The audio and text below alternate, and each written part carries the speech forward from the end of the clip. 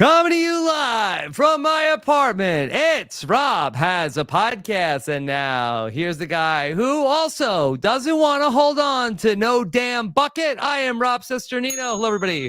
Welcome back. I am back in the confines of the studio here today for our Survivor feedback show, talking about everything that went on in episode number 7 of Survivor 43. And we are so lucky to have here with us an incredible podcaster, an incredible commentator from the reality TV community, here with us, of course, for almost 10 years. She's been covering The Challenge on MTV with Brian Cohen. Of course, you could also hear her covering New Girl, where she is neither the new girl or the old guy. Please welcome in the great Ali Lasher. Ali, how are you? Why not incredible person? Just incredible person, podcaster? Sure. Incredible person, also great friend. No, not someone you'd want to cross. Yeah. Yes. Yes.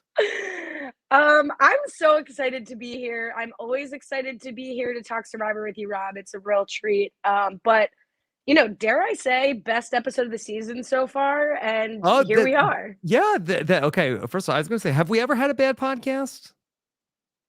You and I? Yeah.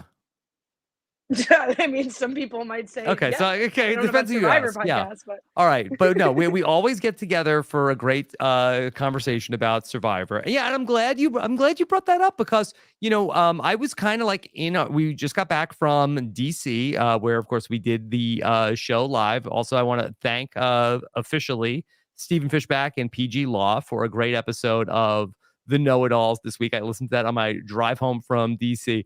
One of my great pleasures is listening to Stephen host The Know-It-Alls without me. I am captivated.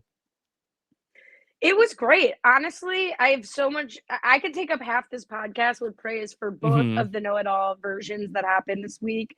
I have a small gripe with Stephen because one of my favorite things, and I think it's a lot of people's favorite things, is when you announce who's going to be on the feedback show and Stephen feigns excitement. I was thrilled to be able to listen to Stephen have to plug that I was going to be on, and he did not. He just said, "You'll be having a feedback show." Yes. Now, is that purposeful? Is that a slight? So I think in the past, just a little inside baseball here. I think that we've done the car, like a specific card for each show, and then this will happen, and then this will happen, and then this will happen. And it's that we have too many Survivor podcasts. Like people are some people are listening driving, and we don't want to risk that they're going to fall asleep, so we don't plug like 9 different Survivor. So there's just like one card that has everything, and it doesn't have the guest every week. So we just try to people know what's coming up. He should have, but he should have known. He should have known. No. It robbed me of 1% of the joy, 0.5% of the joy of coming on. But I do want to say I wasn't at Know-It-Alls in DC, but I've been to a number of your Know-It-All events. Yes. They're always amazing. I think this was your best show, best podcast. Oh, yeah. Well, we were very lucky. We had a ton of great people there for the panel. So I appreciate you saying that. And I brought this all up because you said this is such a great episode. And we were there with 500 people, captivated. People were thrilled once we worked through some of the tech issues that they loved it. They were thrilled and they were laughing and they were cheering. And I went on to the Survivor Reddit earlier today. I know that that's we don't need to talk overall about the platform. I was shocked that so many people were down on the episode. People it seemed like there were a lot of people that really did not like this episode, and I'm not sure what you're looking for. I'll ask this. This is not a joke. I ask this seriously. Does the Survivor Reddit normally say things are good when they're good, or is it generally a negative space? Yeah, I don't want to do a whole report on the Survivor Reddit, but I really was surprised that there I was looking at it. This is there's 8 or 9 negative threads about the episode, and there was one thread hey, hold on a second, I actually liked the episode. And was it the greatest episode of all time? No, it probably was not a top 100 Survivor episode of all time. But you had look, I'm not a huge challenge guy, but certainly a memorable challenge. That's really, I think, the ultimate test of a Survivor challenge of a year from now. Will you remember this? I think the answer is yes. Very memorable with everything that went on with Gabler. And then interesting stuff going on with the vote, a big blindside. So look, fun was had. Yeah, I do think that the last few episodes have been a little messy in terms of like we don't really see in the episode a clear cut version of like what's going to happen at Tribal, and then the votes come up Yeah. and they don't make sense, and we're like, oh, it's a frenzy. But we were talking before we got on. We both watched this episode twice, and I think on the second watch, I've like really figured out what happened. So I don't know if Oh, it's great. just like a little. Well, I shouldn't like set the bar high here, but I think like not as clear storytelling from the strategic perspective. Yeah. We're definitely focused more in the first half of the season on their individual backstories. And like, this week we get a scene with Gabler talking about the work he's done with veterans and his own PTSD from surgery. And that's compelling and interesting stuff. It's definitely taking time away from how they could set up like the Tribal, but I enjoyed the episode. Yeah, I did too. And I have said I thought it was a little slow to start the season, but I think the last couple of weeks have been very exciting. I would love to talk through with you how you thought this all went down, because after, going back and watching this again, I feel like that, and maybe the disconnect might have been like, I feel like that we had Jesse and Cody who decide to make this move and vote against Dwight, who I had a nice conversation with about his game and his perspective on all of this. I really feel like the biggest thing that was missing from the episode was I really feel like that we did not get anything from the perspective of the Coco people other than James has found his advantage.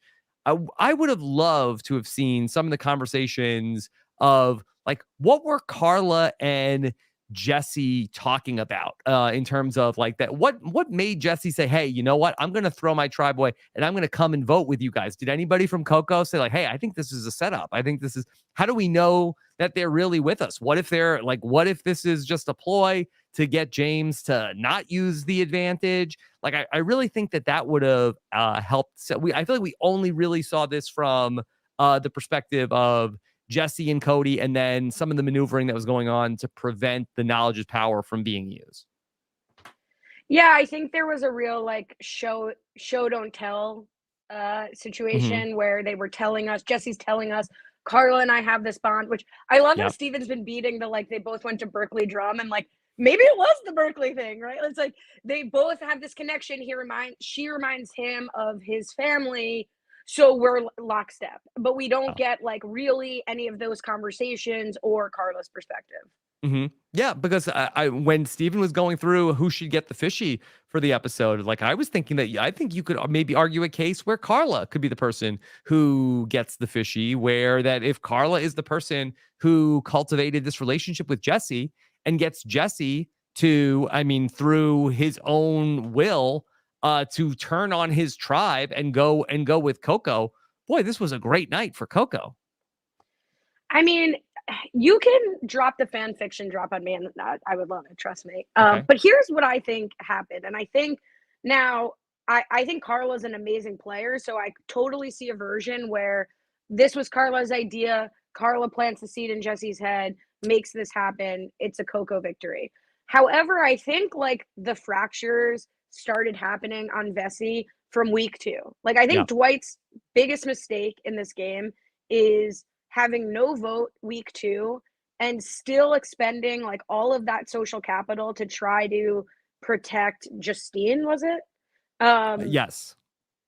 and compromise his relationship with Jesse there. And Dwight in his exit interview, which if people haven't listened to, they should totally. I mean, I feel like if people are listening to this, they probably listened to the exit interview. But Mhm. Dwight acknowledges that his pitch was better for him and not better for Jesse, and he was hoping that like Jesse would go along with it.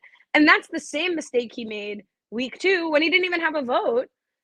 And I think he should have. So I think that relationship was already compromised. I don't really think we ever saw that be like fully repaired to its pre-vote glory, but I'm happy to be wrong about that. Mhm. And then it's like, okay, I think you said something incredible at Know It Alls that I Oh, totally agreed with, that Marianne poo-pooed, so maybe it's total garbage because Marianne has won and we certainly have not. yep. But I think Jeff's family after school special during the tribal, in conjunction with what everybody already knows about Noelle, highlights that Noelle is going to win if she's at the final Yeah. tribal. Yes, in And the so Jesse challenge. Yeah. says, yeah, in the challenge, sorry. And so Jesse says, I'm already not trusting Dwight and Noelle. I have a better connection with Coco. Let's take a shot at Noelle. And then Cody says, no, I want to take a shot at Dwight. And that's where, sorry, this is all like too much information, but I think that's where Jesse then says, okay, you know what? 6 of one, whatever the rest of that phrase is, half dozen of the other. If you want to take the shot at Dwight, I don't really trust him after week 2 anyway. And I will lift Cody up, give him the agency. And then when I really care, I'll like push it on Cody to get the vote to go my way. So I think like that's the story that makes sense to me. That could be total bullshit, but that's where I'm at. Yeah, I mean, it totally seems all plausible to me.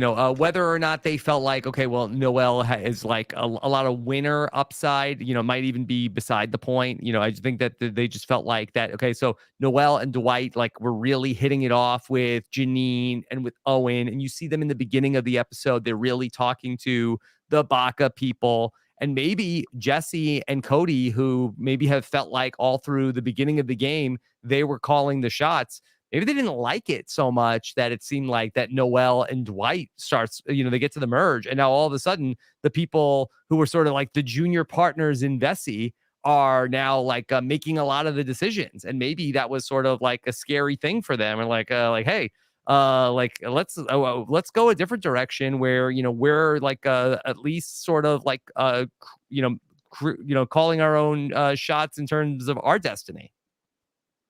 I would hope, and believe me, I don't believe this, but I hope that there's more strategic determinations going on rather than sort of like ego. And I know you're not saying that's pure ego, but that's like, oh, these people, if they're coming to me with a good idea, but I don't like it because they're getting too much authority. I didn't really buy that like explanation about Noelle on the show. And I think Dwight says like he was Yeah. sort of confused by that. So to me, at least, like giving Cody and Jesse the most credit possible, it's like there was already a fraction of trust between Vessi and like between he's looking at Noelle maybe because she's like more of a threat immediately and long term, and then Cody wants to flip it to Dwight and he's like, all right, either way is fine. Yeah. Yeah. I think there's like the simplest explanation is that I think they just felt like, okay, long term, I don't know if we're going to work with these guys. We'll figure everything else out along the way. And then also, we have the ability to be able to, take out an idol also with, if Dwight is holding also Janine's idol. So Isn't that wild? it was wild. It was wild.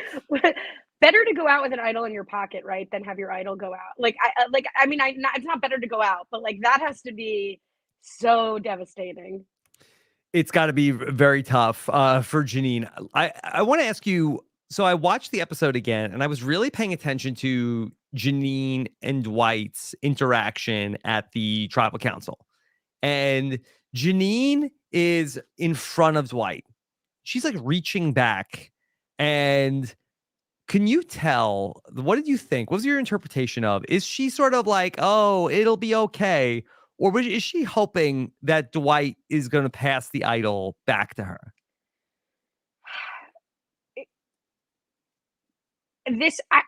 So Dwight said in one of the exit interviews I read, and I should be giving credit, check all of them out, that Yes. he received it as a like, they're there. And we did get one cut where she said like, I got you, which is amazing for someone who was completely blindsided last week to be reassuring people that they have them, but okay. So I can defer to Dwight that it was like a reassurance. I think while votes are being, I agree with, I forget who said this at Know It Alls, that like once you vote, I don't think you should be able to be passing idols. Yeah. So I think we get some clarification on this from the Jeff Probst interview with Dalton Ross. And so Let me see if I can bring this up without us getting any autoplay videos here on the EW website. And so let me make sure Really that quick, this is why it's Rob Has a Podcast, because this always happens when I come on. I watch the secret scenes. I read all the interviews. I listen to your interview. I listen to all the podcasts, the back podcasts, and you still always snake me and find something I didn't uncover. Yeah. Here, you know what? I think that this is the one I have a link, Sam, to the about earning the merge. See if you can find the link to when Jeff Probst told Dalton Ross about what's going on with the idol, and we'll get Jeff's exact words on that. But it should that and Stephen and PG were debating this. I really think that the rule should be once Jeff takes the top off the ice chest, the urn, I think that's it. No, I think all whoever has the things that you have the things until the end of the vote reading. So when he says, "I'll read the votes," that is the buzzer. So after something can't be played, it also can't be transferred. Yeah, I think he says if anybody has an idol or an advantage and you want to play it now is the time to do so. I think then that's it. I think then you can't do it once it's because there is a point where it's Dwight realizes it's 5 votes Dwight and he's yep, that's it. He can't okay, here's before he says the next vote. Okay, let me see if I get the exact wording from Dalton Ross. Okay, so this was about whether or not you can do it. I want to see the way that Dalton Ross asked the question. Could Dwight have handed the idol back before the final vote was read? Jeff Probst says no. Once the reading of the votes begins, that's it.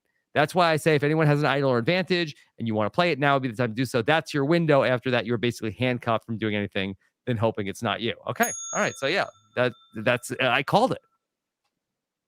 I think that's right. I think anything else would be, this is such a unique situation. 9 times out of 10, it would be someone going out with an idol in their pocket that's their idol and trying to flip it to somebody in their alliance. So maybe you think, oh, it's not fair that Janine has to lose her idol, but those are the breaks, kids. Those are the consequences of trying to shield your idol from knowledge is power. I love that this happened. I feel bad for her, but it's awesome that it happened. Yeah.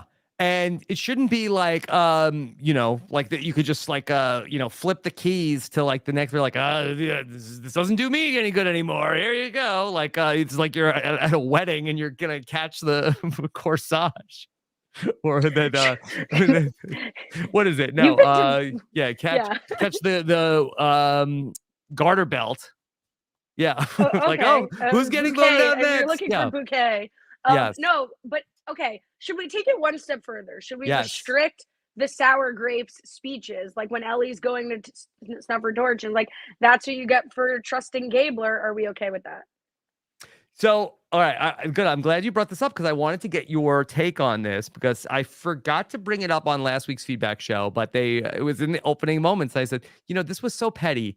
I need to ask Ali what she thinks about this. If she likes having this in there. I can't imagine that we would want to take this out. I wanted to see what you thought about this. Y'all see what trusting Gabler will get you? Ooh, right back at you. Yeah.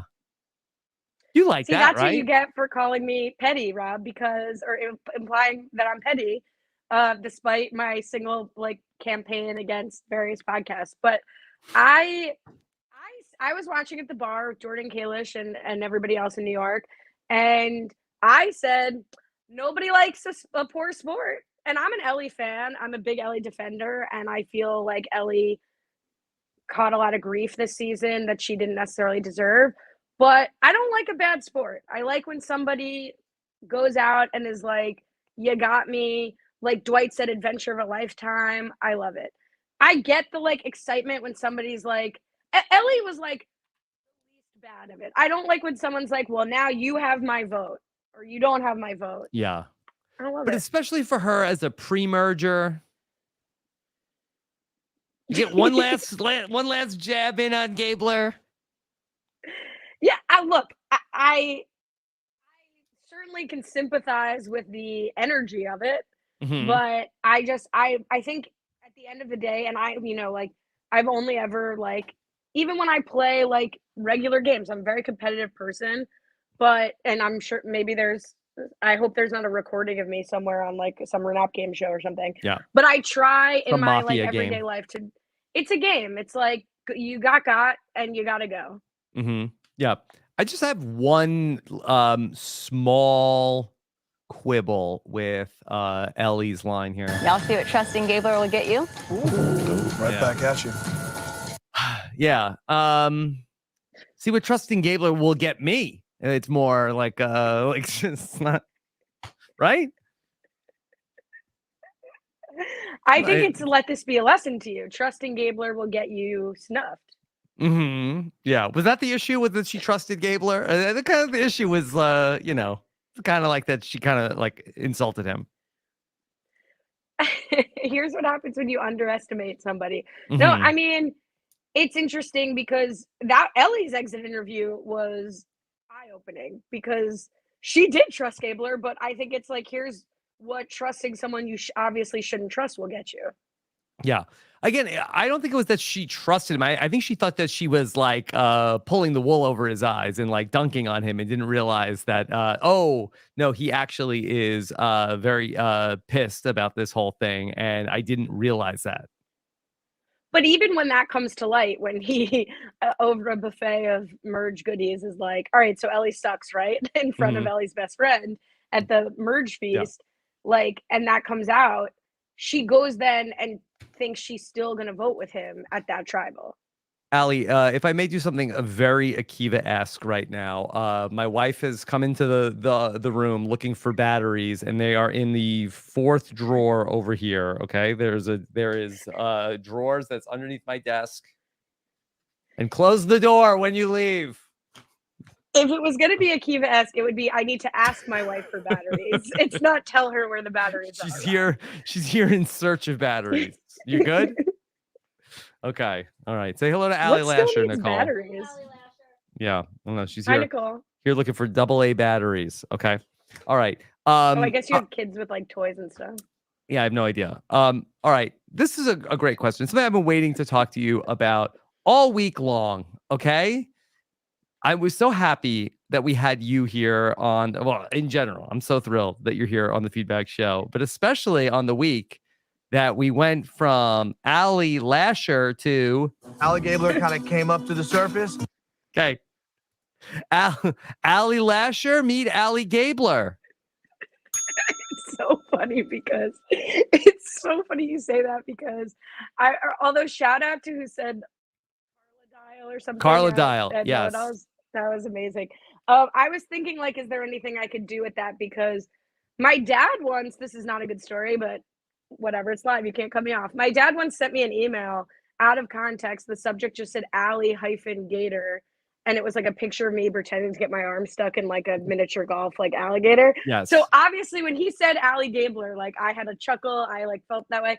It's very creative. I wonder if this is just a Survivor thing, or do you think he's saying this in surgery? Is this like his big shtick? I get the sense that the Ali Gabler was not invented on the spot. I feel like the Ali Gabler is something that, unless somebody else called him, what I could see is like somebody like Sammy says to him, like, no, look, man, you're Ali Gabler. And then he adopted it. But it seemed like that it's not the kind of thing that you just like give yourself a nickname on day 14 of Survivor. Rob, you saw what happens when you underestimate Gabler. I guess so. This is a Gabler Ridge. I just don't know when it started. I don't believe 19-year-old Sammy is like Ali Gabler. Like that is a 50-year-old man joke. Yes, it's okay. It's fair enough. But I don't think you give yourself a nickname on like 2 weeks into Survivor. I wouldn't. Gabler gave himself a nickname arriving at Survivor by saying, "Please call me Gabler." Is a last name a nickname? I think if you tell someone I go by Lasher, yeah, then I'm asking you to call me something else. I think this is from the mouth of Gabes. Come on, that's good. That's very good. I'm glad you brought up the alligator versus Carla Dial, because at the after party that I did have the chance to speak to the gentleman that coined Carla Dial. And that there was it was part of another conversation where one of the other people that were at the after party was I felt like was bullying a little bit, saying that that Rob, you must be beating yourself up that you didn't come up with Carla Dial. He did. You're slipping. He came up with Carla Dial, not you.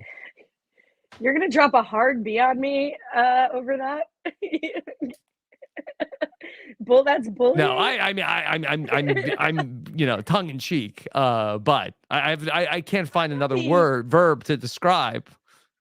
I was taunted. I'm happy that you brought this up, Rob, because I've been waiting all season to tell you that not only at the live know-it-alls were you absolutely on fire, because when you said, and I tweeted this. I saw your tweet. No. I was absolutely deceased when you said the crowd did not riot, which is always appreciated in this town. Yes. But I have thought probably once a week since you said it about you saying, I like what you said about stewing. I think Steven said he was stewing about something.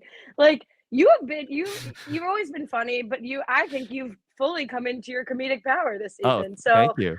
Give me that guy's name and I'll bully him. Okay. I was taunted. I wasn't bullied. Taunted feels worse. Taunted is worse than bullied? No, bullied is worse. I guess bullied taunted is under the bullying umbrella. It's under the bullying umbrella a little bit. For sure. Ali, we talked about the alligator. I would love to get your take on Gabler in general. Okay, I want to answer that, and then can I go back to something we already talked about that I forgot to ask you? It would not be an Ali Lasher podcast without going to a different question that is not. Are you saying I'm derailing this podcast? No. Yeah, no. Usually I'll say it just straight up. I'll be like, so I'm not going to answer the question you asked. Instead, I'm going to provide this. What do I think of Gabler in general? Like, I have to call myself out on this. I feel like I too underestimate Gabler. Because he wears like a camo shirt or like some like kooky shirt, and he's got the kooky beard and he's got the kooky name, and really he's this like really smart, caring guy. He's clearly like well liked socially. I mean, he's got to have done something to get Sammy like funneling this information to him. So I think I fall into the same Ellie and Janine trap of like totally underestimating him, and something's working. Like, Gabler got out Ellie, who was, I mean, she wasn't gunning for him, which is interesting, but he felt attacked by her, so he was able to sort of execute. And I think if he's able to do what he says this episode, which is submerge and become, seeing maybe just his nostrils up like an alligator. I don't know.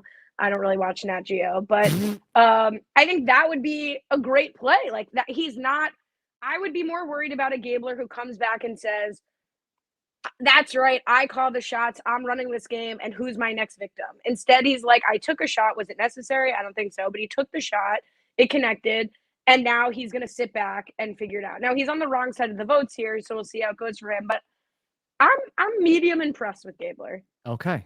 Because, in our many conversations over the years, I feel like that you were one of the first people to come on and say, Ken, I'm not feeling it. Rick Devens, that is not my kind of guy.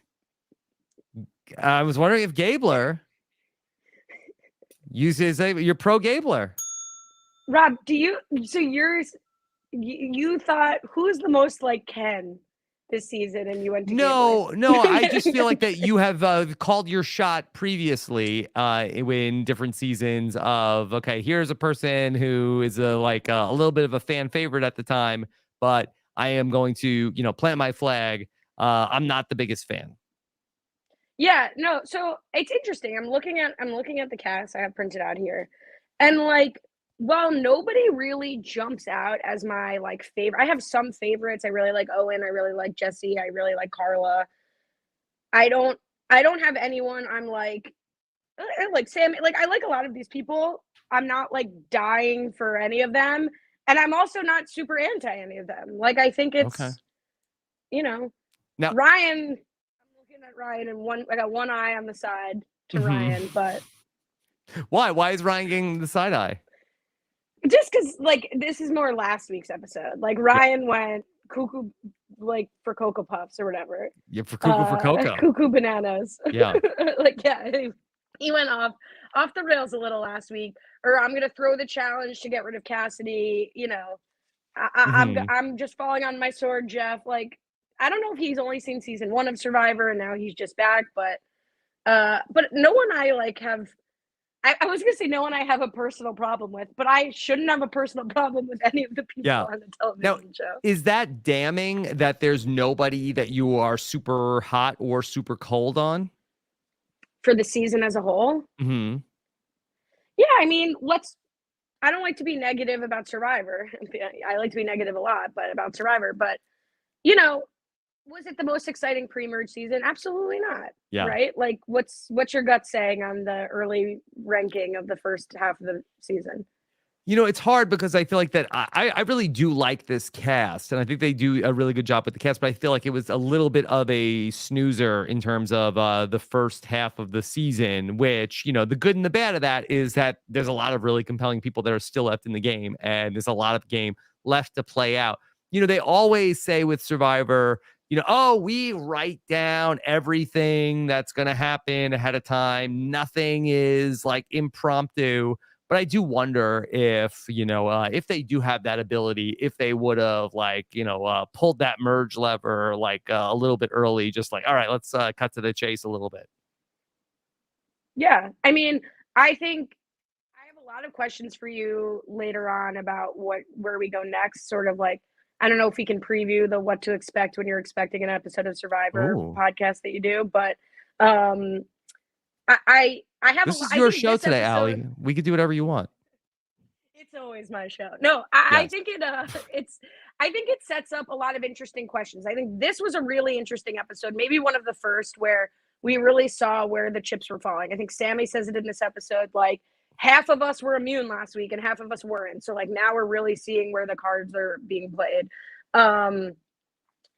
But I think where we go next could either be an extremely boring 7-4 like situation, or I think there are some cracks. I have some questions about where people are going to go. So I think we could be on like a way more interesting post-merge trajectory. Okay. Ali, I do want to get your take on Gabler in this immunity challenge, because I just thought this was such a fun scene of Gabler really looking for all sorts of sources for inspiration. Do you draw on any sources of inspiration before you do anything important, Ali? Yeah, I'm often inspired by myself. No, I mean, do you think his dog really felt that energy for the moment that it was being played for him? That's such a good question. So let's go through it. I've pulled all of the Gabler shout outs, and I want you to tell me that does Gabler lose the plot at any point? Okay. All right. So Page Jeff, 1, no plot. Jeff is the first person to be like, all right, tell me what are you drawing inspiration from? And Gabler is the person who kicks this all off. My uncle had heart surgery last week. Heart team I know worked on him. Okay. Sure, he's doing fine. This next minute's for Neil. Doing it for Neil. Okay. We're doing it for Neil. And Jeff's okay. Wow. All right. Great. Owen, what are you doing for? And now I kind of feel like that we're sort of like everybody's vamping now. Oh, Owen, what are you? I've wanted the necklace since I was a kid. That's what I'm doing it for. Cody, what about you?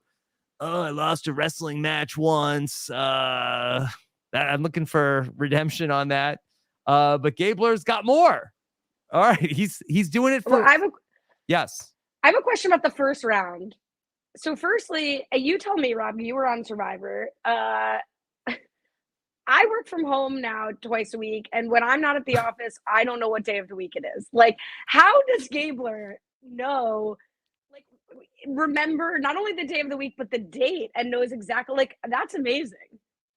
That is pretty amazing. I think I did keep track of like what day of the week it was on Survivor. You know, there's a lot of like day 1, day 2, day 3. So I think if you like know what day of the week the game started on, I think it's day 14 in this episode. So I think it's probably, that's, all the sevens. It's easy to remember what day of the week it is.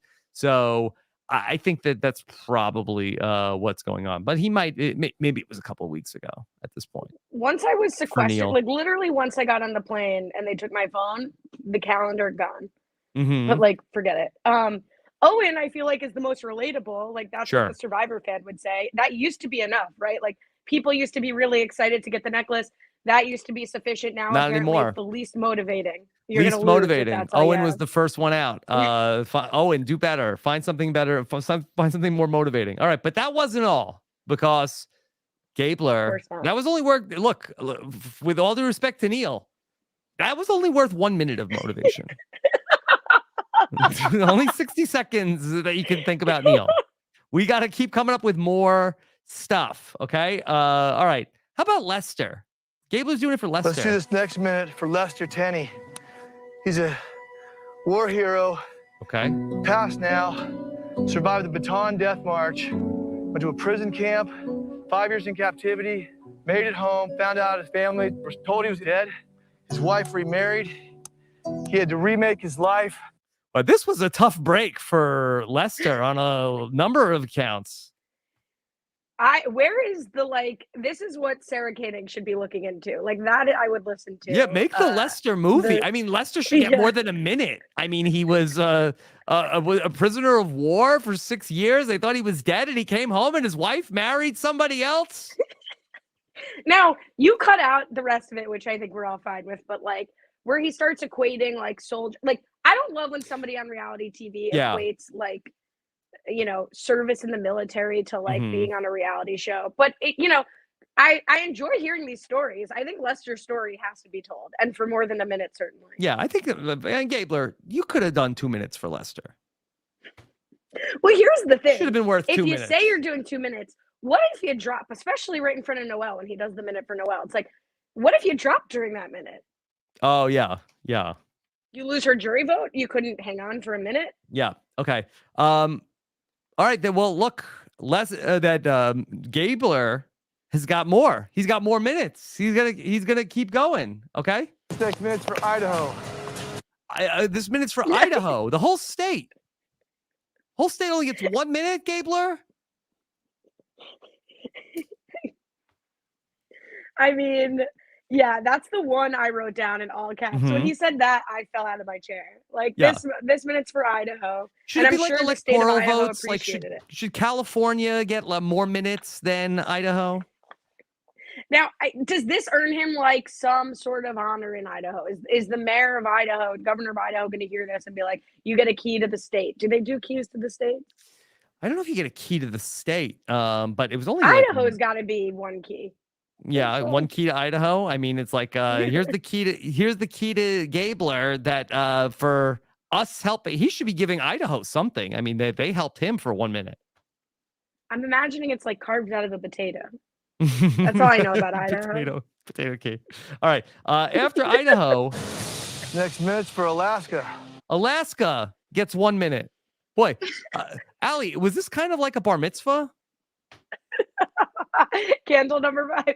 Can we think of a quick rhyme? So that bar and bat mitzvah candles are rhymes to be called up to get your honor. Can we do a quick rhyme for Alaska?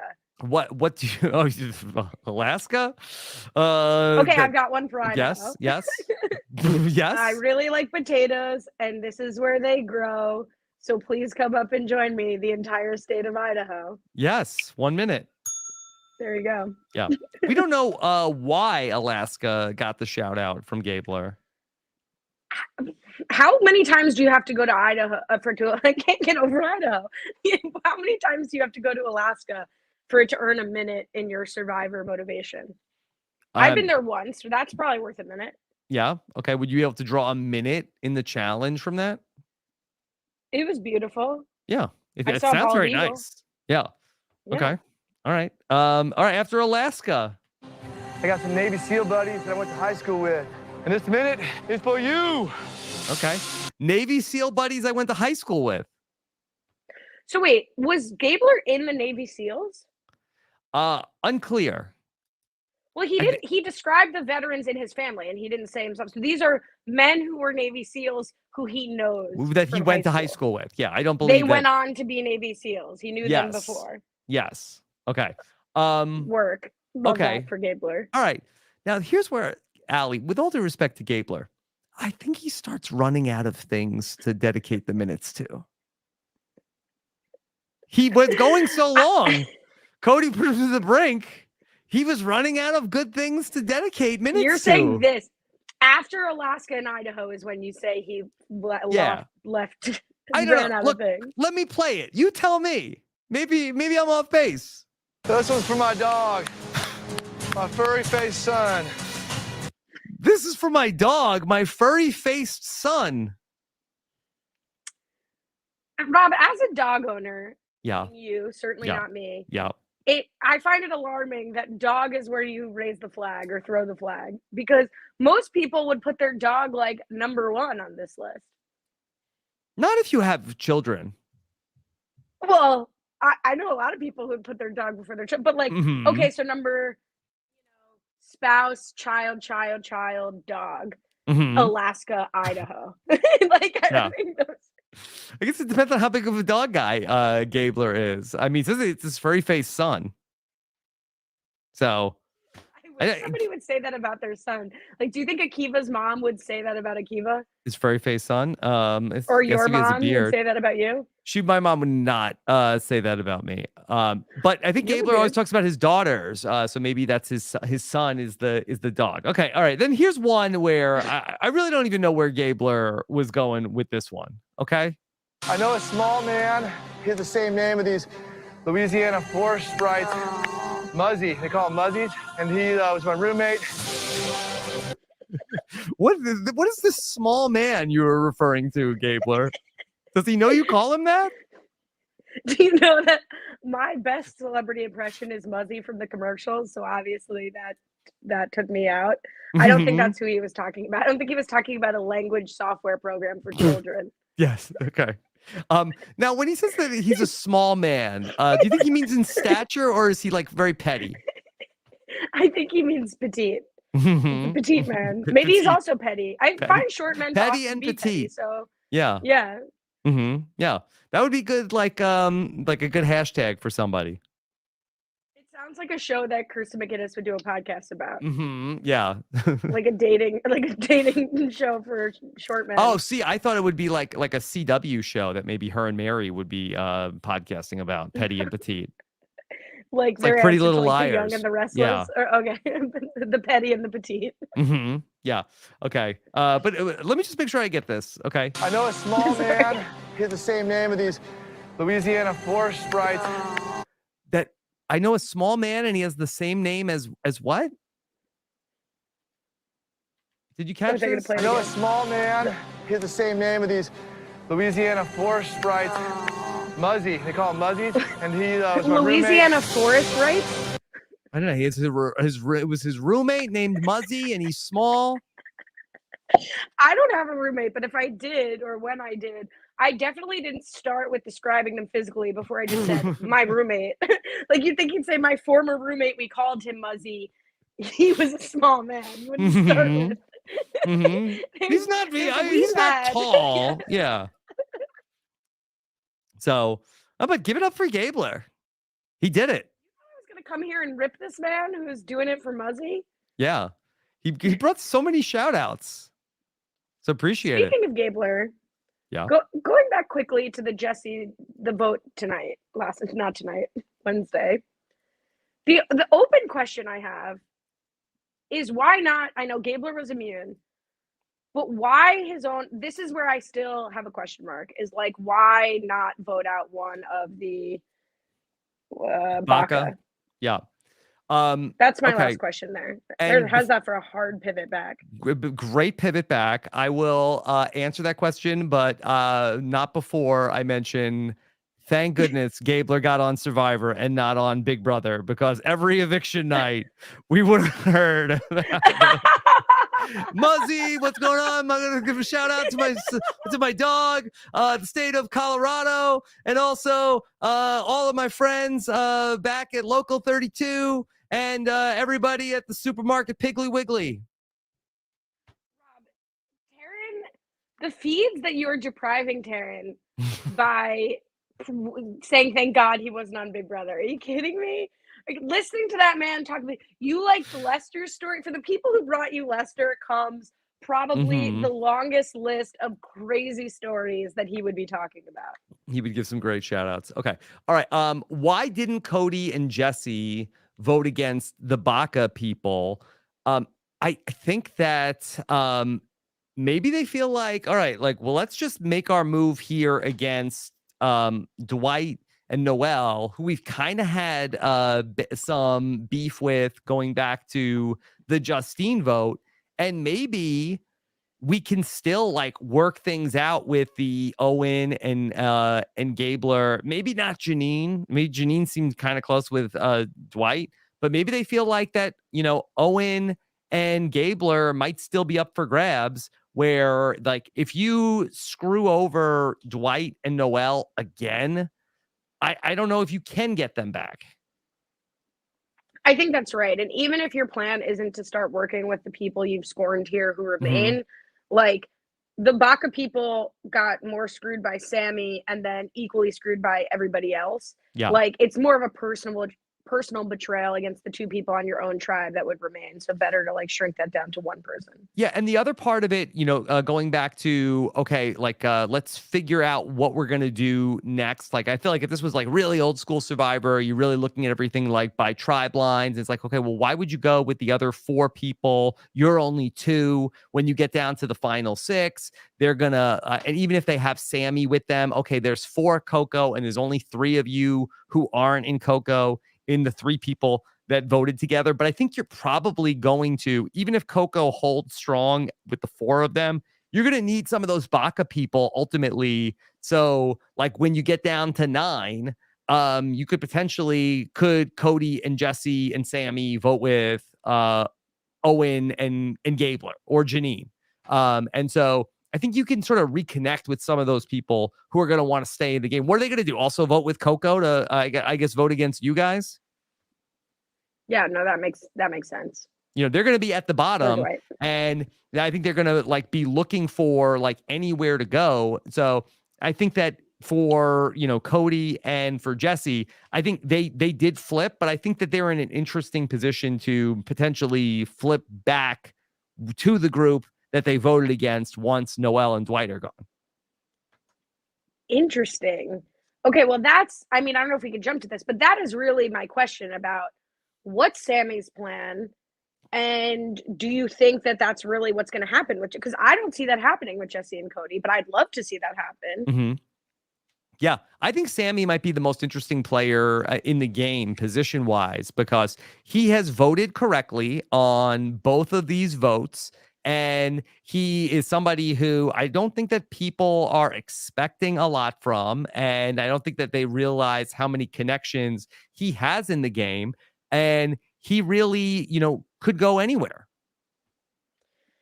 Yeah, it's interesting. He didn't really face any backlash for his vote last week. I don't know. Do you think he's going to face backlash? Like, Owen seems still interested in working with him. Like, what's going to happen between Owen, Gabler, and Sammy? Because I think we saw Owen kind of suggest that he's sort of over Gabler, but I don't know where else he has to go. Well, the one person that I'm really interested to see what their reaction is going to be is now Ali Gabler, because that we saw, okay, so what was Owen going to do? Like, he was on the bottom, he was on the wrong side of the vote, that I think he just wanted to get back in good graces when they say, okay, it's going to be Vessi and Baca now. I think he's like, okay, sure, I can, I have no strong loyalty to Ellie. I think he was really trying to play the middle in Baca, got caught on the wrong side of it, but then I think felt like, okay, well, all right, well, then without Ellie, we're going to stick with Gabler and then be united with Vessi. But what is Gabler's reaction going to be with Sammy, who I think he looked at as a partner throughout the game so far?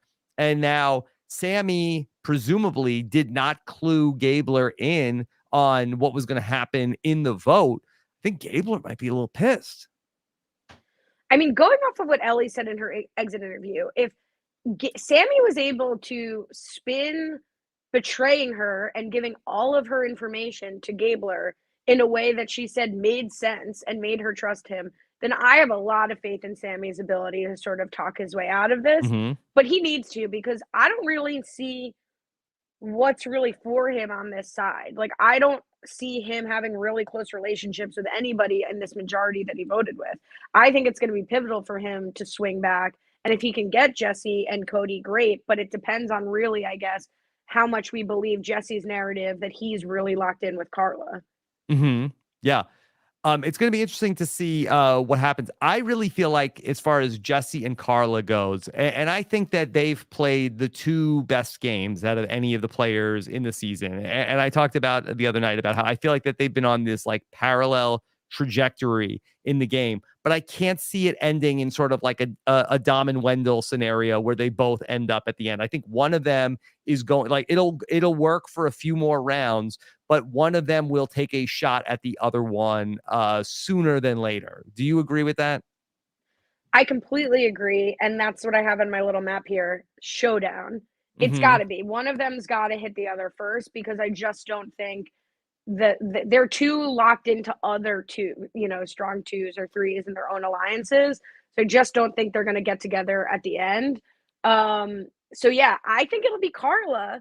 Like, Who takes the shot first at Jesse? I think we've been seeing Jesse's story such that we're primed for Carla then to be like, you didn't hear my side of the story, and my side of the story is I'm taking him out. Like that Yeah. kind of reveal. Yeah. It'll be really interesting to see, because I feel like that, Carla has all of her people from Coco, and her relationship with James is also really interesting. I sort of was watching the episode and thinking about them. I feel like they're sort of like a functional, like Ricard and Shan, where, that there was a lot of like dysfunction there for people that like were very much like on the same page strategically at times, but then also like had their differences. I kind of feel like that Carla and James are able to like put their heads together and like function very effectively together as a duo. But I do wonder, if you're James, how much are you potentially feeling threatened if Carla has a new, very close ally? I mean, going back to Lindsay in her exit interview, she talked very highly about James and felt like that James had a very close relationship with not just her, but also Carla and also Cassidy, who we haven't seen a lot from. I feel like that Cassidy is also working closely with James. That's an interesting relationship. Like, does James ever feel like that he might not be able to get past Carla? Well, based on what we saw James do with I don't know, the opposite of the beware advantage is the please take advantage that he found in the well. Like the most obvious, like, we need this in the game advantage. Yeah, that nobody I'm can not drink water until somebody takes this. I am most interested in seeing James's potential strategic chops, both because they've said he's a great social player and Bryce and Wendell know him and are behind him. So I have faith in him because of that. But what we saw in this episode wasn't that strategically impressive, such that I don't know that he's going to sort of see Carla coming before it happens. Like, I think he might trust in that relationship more than he should. Maybe he'll surprise me, but I wasn't so impressed by his game of telephone with his advantage. What was it that you thought you was an issue? Well, I guess it's hard because if you take an advantage publicly, I guess you do have to go tell everybody what it is. But if we believe that some of Gio's undoing was that everyone knew he had this advantage, it's like, I don't know, should he be at least thinking about lying about what it is? Should he not be talking about it? Should he not have taken it? Like, I don't know. It just seemed like not what you want to be doing, but who am I to say? Like, everybody saw it. Maybe better in his hands than somebody else's.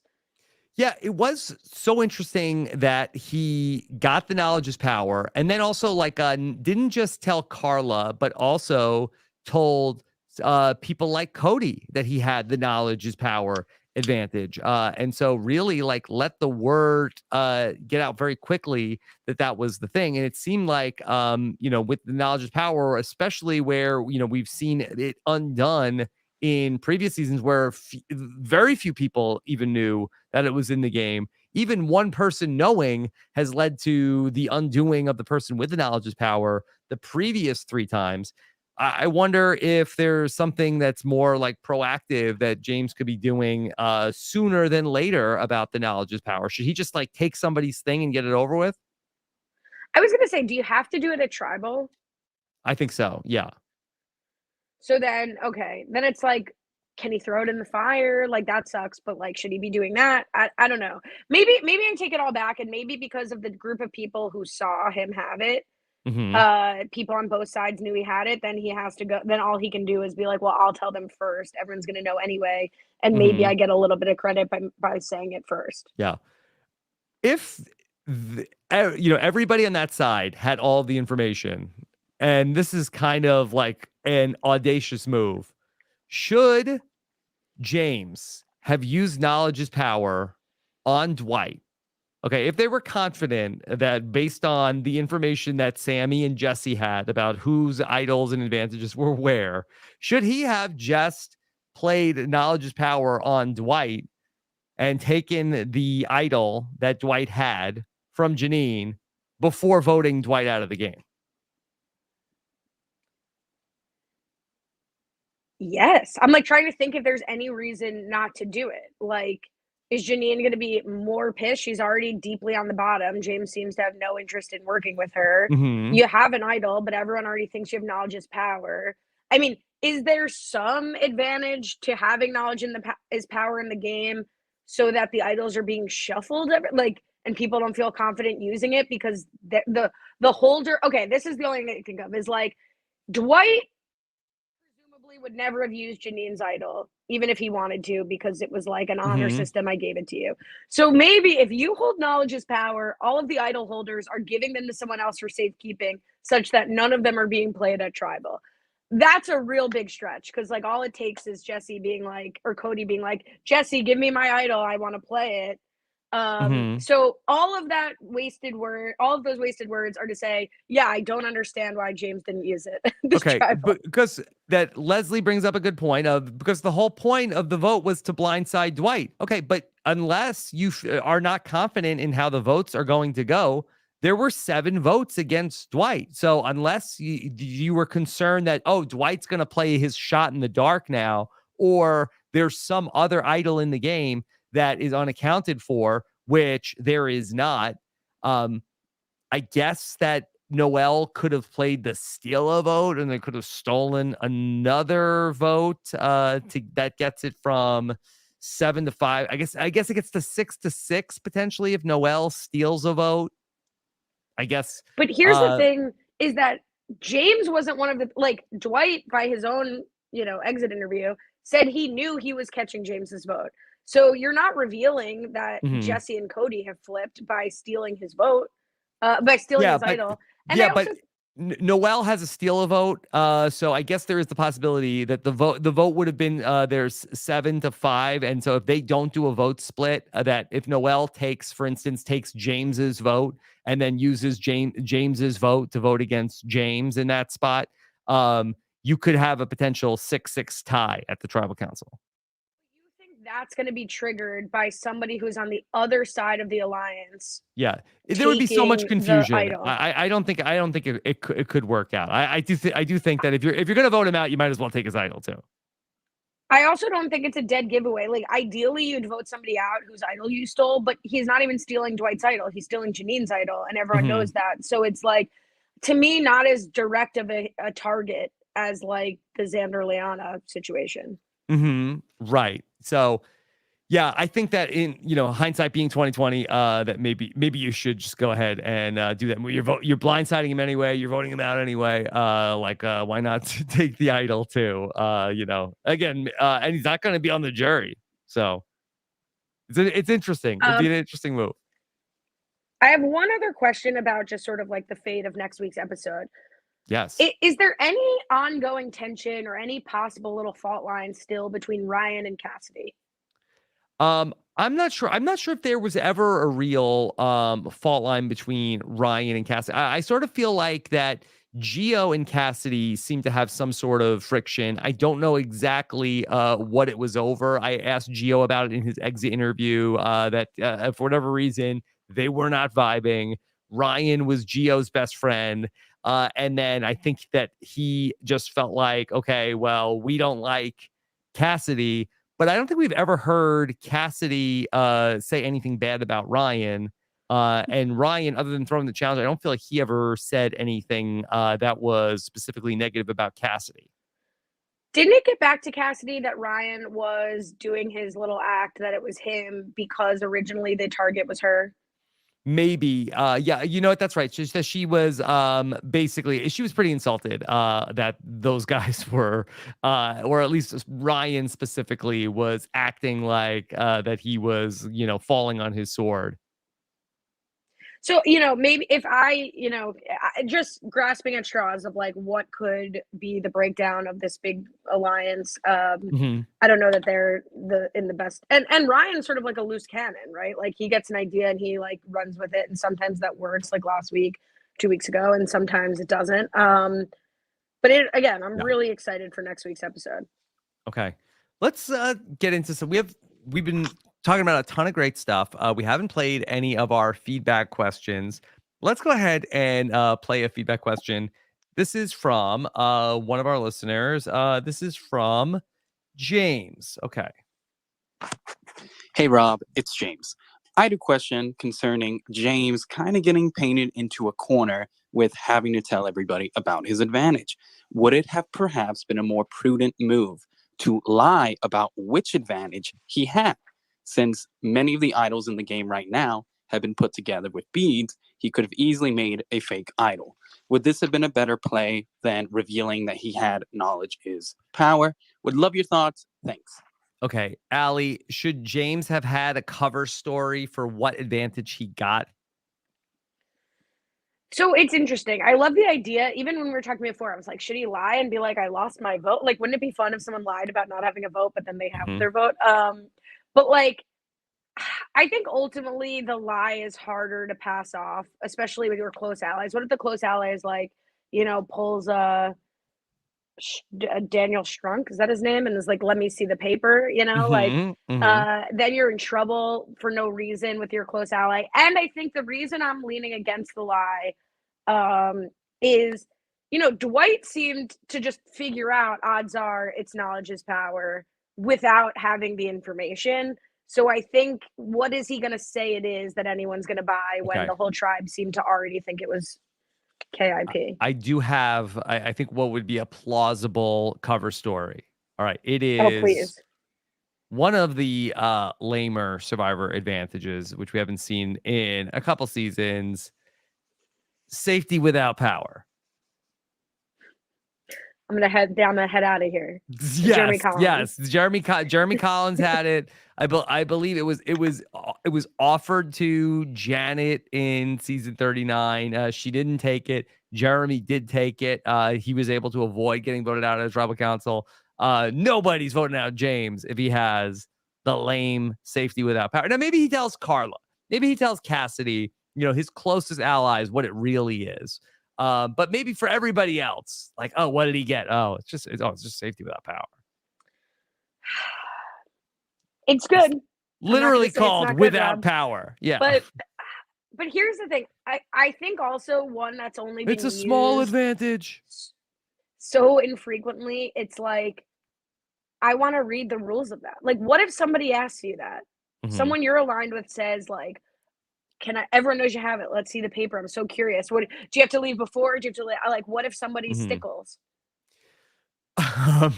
So I think you could tell like your real close allies, like the people in the inner circle, tell them the real thing.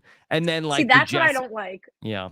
Once you start a lie, you've got to lie cold with it. If you're going to lie, I think. Mm-hmm. Once you tell Carla that, it's just like, it's too much power, I think, to give somebody else that like, you're lying about your advantage. Mm-hmm. Yeah, that's fair. I feel like if somebody is like your ride or die, I feel like you can tell them, because if it's, if you're wrong about that, then you're probably screwed anyway. But, it is a slippery slope. I think that James did make the right decision to get. I felt so terrible on Thursday. I was driving home from the DC show, and Steven went on for like 10 minutes on the know-it-alls about how, like, well, obviously, the only question Rob needs to ask Dwight is, why would you let James out of your sight after you? I'm like, oh, that was a good question. I should have asked Dwight that. He's like, I mean, I don't even have to say, of course. He'll ask him that. I mean, that's obviously the biggest thing to ask him.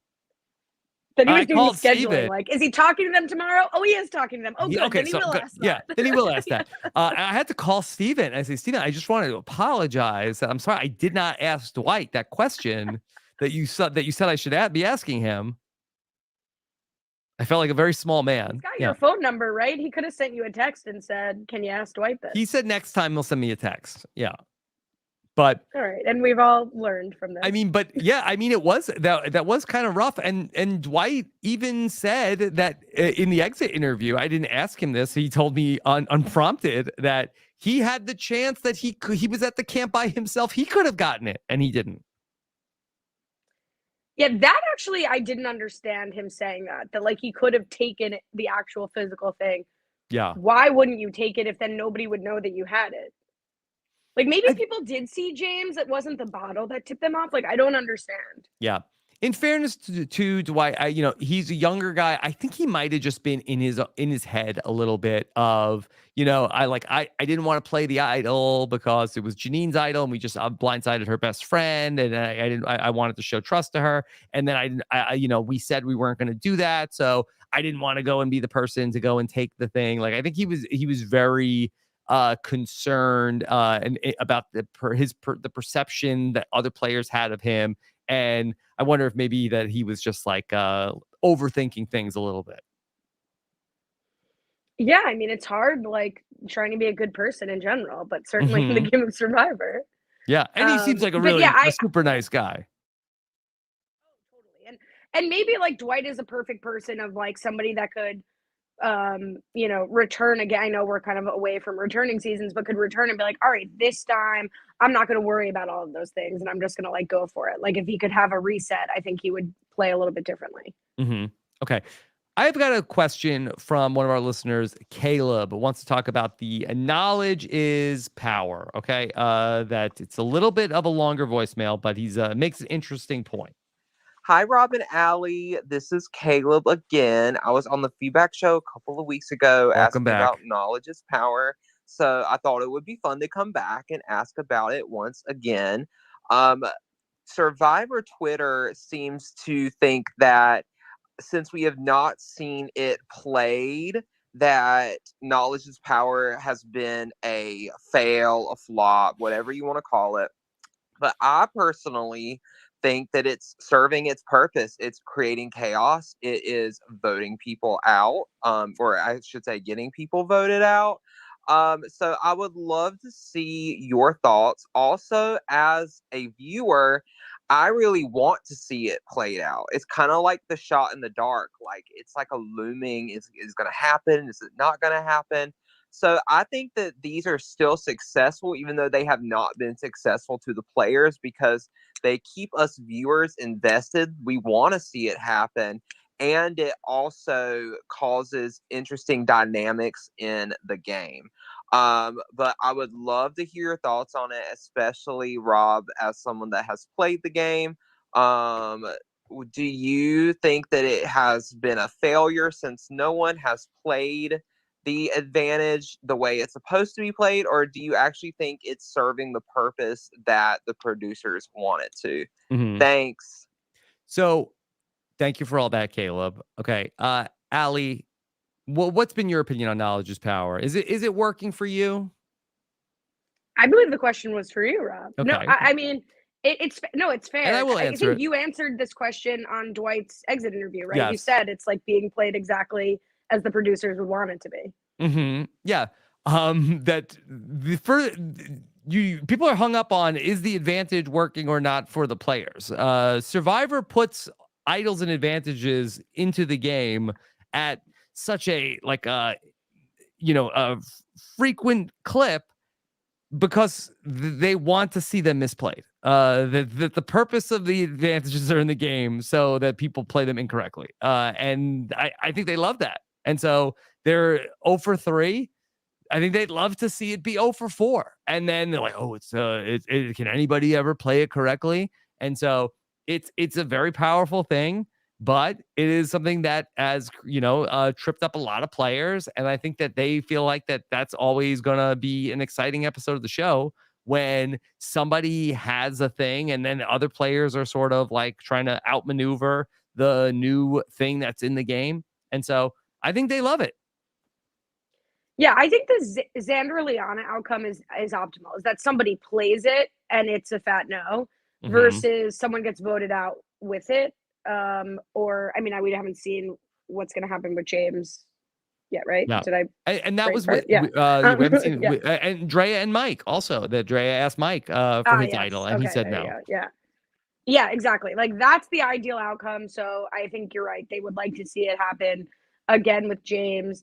I think the players are getting smarter around it in terms of everybody's like shuffling their idols, and that's like interesting and exciting. Like the fact that Dwight goes out with Janine's idol is a big success, I think, for Knowledge is Power. Like that's an exciting outcome that's different. One thing Caleb also mentioned, the shot in the dark, and this conversation reminds me of last time I was on, I was promoting, and I still largely think this, that every time the shot in the dark is played, one of the scrolls should come out, so it becomes 1 in 5 and so on. And you said then they want it to not work. Well, no, I think you said like they don't. It's not that they want it to. I think I said something like, "Don't they want it to be successful?" And you were like, "The success is not saving someone. The success is the drama, the panic, fighting around it." Yeah. But here's my question: has the shot in the dark lost even that power of causing the panic? Because the vote this week, they didn't split the vote, the majority. They voted just 7 straight shots on Dwight. Yeah. I guess they felt like, okay, he's not going to see it coming when if it's a true blindside, maybe you don't need to ultimately to do that. It seemed like that for the other group, they were splitting the votes because they felt like, okay, that we know that James has something. We got to split the votes to split it between James and Ryan. And so the other group just felt like that they had the one up and they didn't ultimately need to do a vote split. I think the shot in the dark, season 43 hates the shot in the dark. I don't think we're going to see it played once. But is it not like,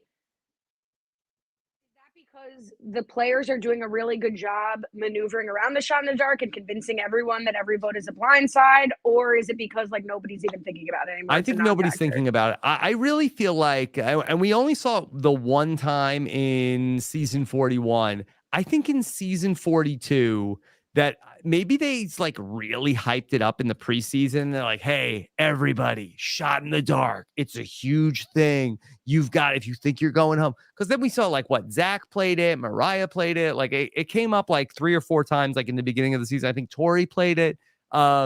So they must have really like talked about it as an option with the season 42 cast. And for the season 43 cast, maybe they did not really sell it to the degree in the preseason of that it's a viable thing people could be doing. I mean, maybe we're going to see it more as we, it's hard to give up your vote with the 6-person tribe, although we've seen it. Like maybe if this really is just like this majority moving forward next week, somebody in the minority is going to be more willing to use it, or that majority will be more concerned about somebody using it, and then they'll split, and that gives like, okay, I only need to flip 1 if there's going to be a split. But I thought this was a really bold vote to say 7 strong, with Dwight holding an idol that he could have played. It would have been valid for him to play it. Yep. And the shot in the dark. And maybe they just tie Jesse and Cody's hands, because if they're lying, the worst case scenario is it's a 5-5-2. But I thought it was extremely bold of this group. It's bold, but also, and I think that Steven would probably attest to this, that I think it takes a lot of planning to do a vote split. And you need to really make sure everybody's voting the right way to be able to do it. And I feel like that they were voting they were voting 7 against 5, but the 5 was splitting their votes. But you need to sort of like go up to everybody, and you're trying to keep it like a secret that Cody and Jesse and Sammy are flipping. And you saw that Dwight was even like seeing like, oh, why is Sammy talking to these people? And so I just think it's tough to organize. And I think that also this episode took place all in the course of one afternoon. Right. That's crazy. When Marianne said that on No House, I was like, oh my God. She said like Janine was blindsided twice in 24 hours. Excuse me. But yeah, I mean, if Dwight's not holding the idol and it's just about the shot in the dark, I agree. You have to ignore it. But the fact that he had the idol, again, I'm still going to give it to them. Bold play. Like, I'm surprised it almost didn't shift their target of like, I'm too nervous he's going to play it. And maybe the idol sitting in Dwight's hands ends up making Janine more of a target. Yeah. So Abdul wants to know, was the vote supposed to be 4-4-4? Is a question that we got. Yeah, I guess that makes sense. If they were going to put 4 votes on, I think it was going to be. I think that they probably thought they had. Did they think they had 7, or did they think they have? I guess they thought they had 8 against the 4 Coco. And I guess they probably would have put 4 on James, 4 on Ryan, and then have it be a revote, and then vote out James on the revote. Yeah, that's too cute, probably. Pretty cute. That's pretty cute. Yeah. Okay. Let's we're talking about some heavy strategy stuff. Let's switch gears a little bit here. And let's take a voicemail from Anna. Okay. Hi, Rob. It's Anna from Santa Maria, California. At Tribal, Jeff asked Cody, give us a surf analogy. I thought Cody's analogy was pretty weak. What analogy would you have given Jeff? Okay. Well, first of all, now am I having to give a surfing analogy? What was the topic? I remember what he said. He was like, "We gonna like party on the beach, or we gonna dive in?" I've got the clip. Here we go. Okay. Jeff says, okay, Jeff is looking for something very specific here. Cody, give us a surfing analogy. Okay. First off, do you like Jeff doing requests? No. Everybody's talking in these metaphors. It's like, I was glad we didn't get an extended Tribal this week. Okay. So, all right, give us a surfing analogy. Here's what Cody comes up with. You're going to go surfing for the day. Where are we right now? At this point, we're trying to decide if we're going to go in the water, if we're just going to stay on the beach with the girls and the beers and the umbrellas hanging out. You know, it's that decision of, are you going to jump in and play this game and really go for it, or maybe just hang out a little bit longer and let it come to you? Okay. So Cody paints the scenario where it's like a beer commercial on the beach. There are women. There's a party going on, or you could leave the party and get in the water and go surf, which is what you came here to do. Jeff gets a completely different interpretation of what Cody said. So it's a little bit like Jaws. No. You know there's a shark somewhere. No. But we haven't seen it yet. Yeah. Yeah, a very unenthusiastic from Cody. The reason why he did not want to go in the water was not because there might be a shark in the water. It was because there was a party with beer and women on the beach.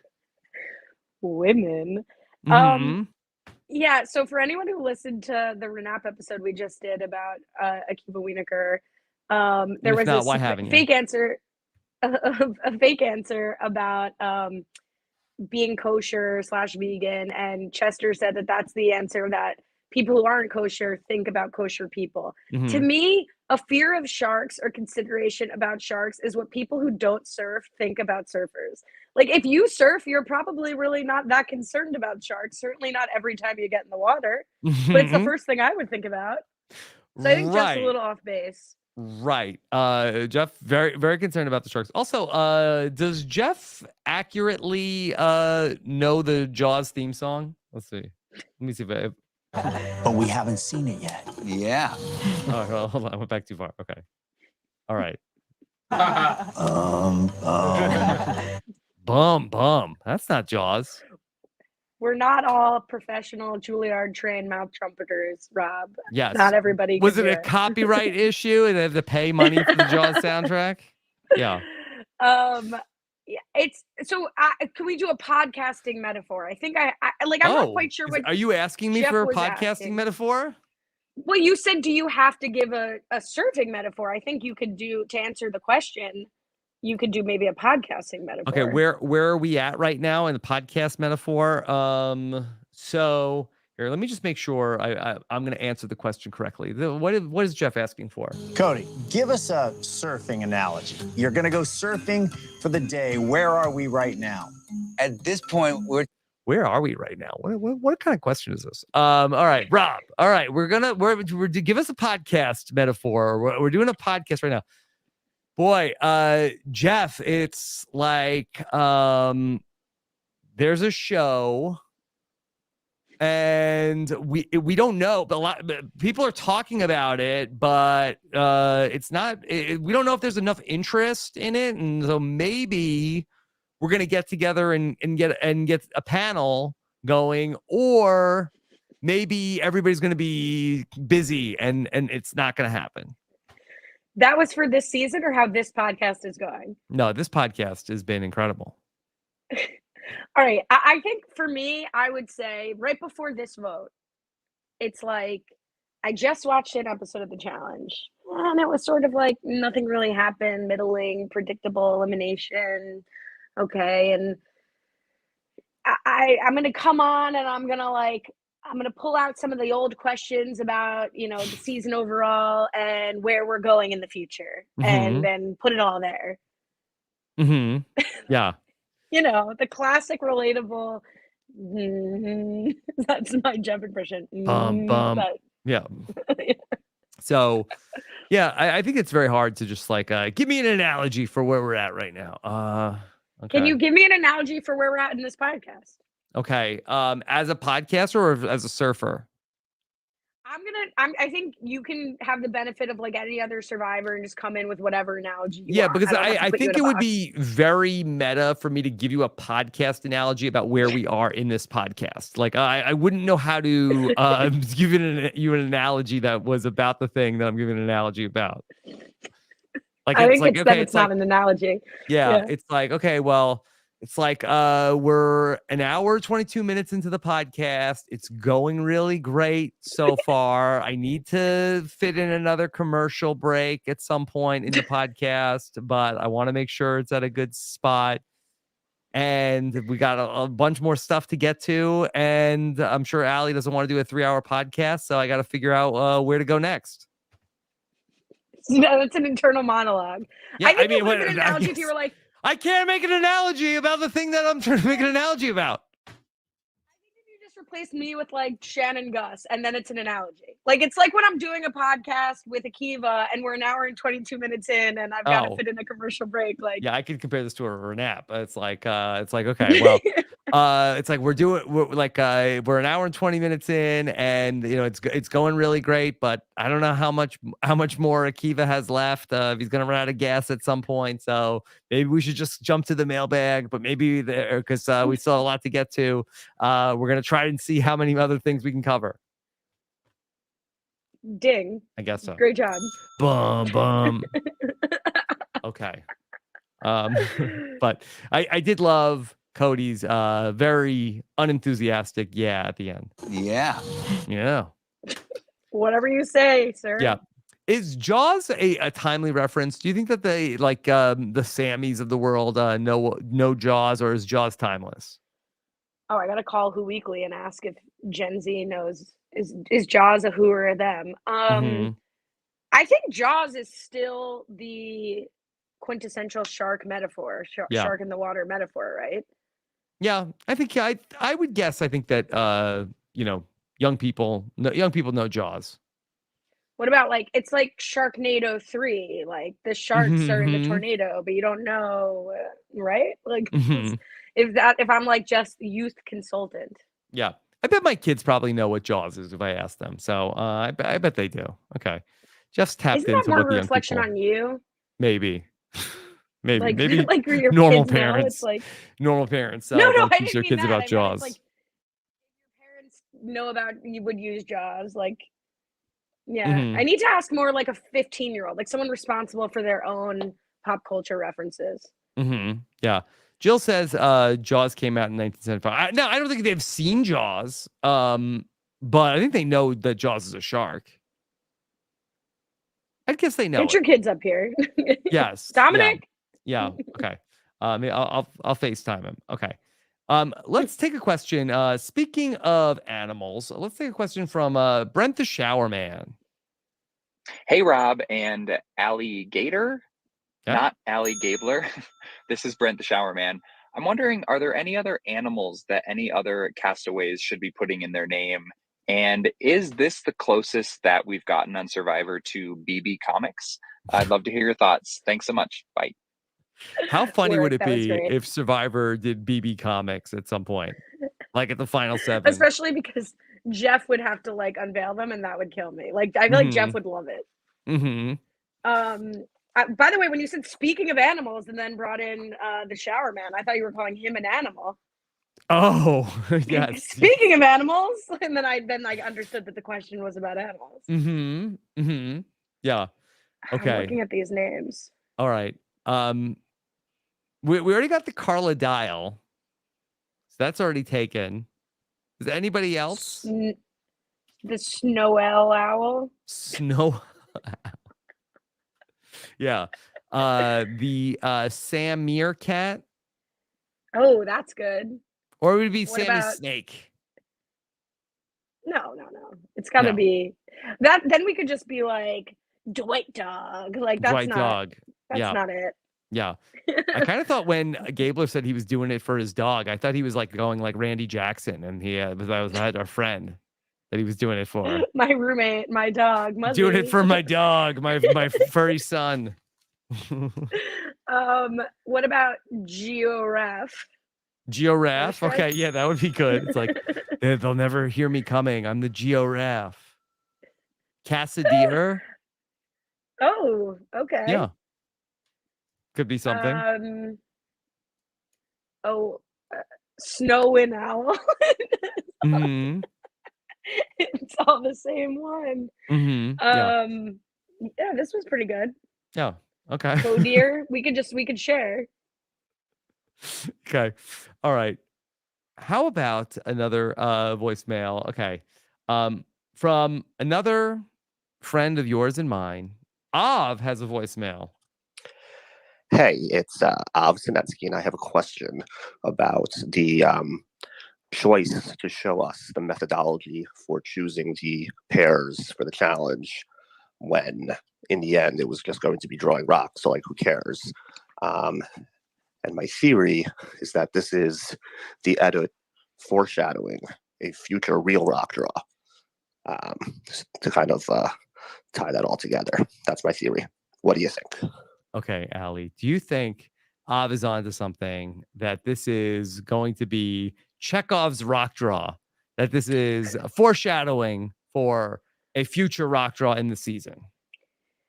First, I just want to say that I've gotten into Party Down because of Av and Alex and their podcast. Do you like it? And I'm willing to say that I think, it's hard to compare 2 seasons to 9, but so far I think it is a better show than The Office, and I love The Office. Oh, wow. Okay. There's a hot take for you. You know who doesn't love The Office? The Office or Party Down? I'm talking about The Office. You? Dwight. That was from his preseason interview. That his pet peeve is that he hates it when people, like, he tells people his name and they bring up, oh, like the guy on The Office, Dwight, and he hates I can imagine. The Office. So he I definitely would hate think The Party Office too Down if was my better. name was Dwight. Yeah, if your name was Pam. But Dwight is like a rough comparison. If you're a woman named Pam, they're like, Pam from The Office, you're like, yeah, cute Pam. Like, Dwight is like, Beats, whatever. But anyway, great question, Av, because, I mean, that's a crazy theory. Love it. Interesting.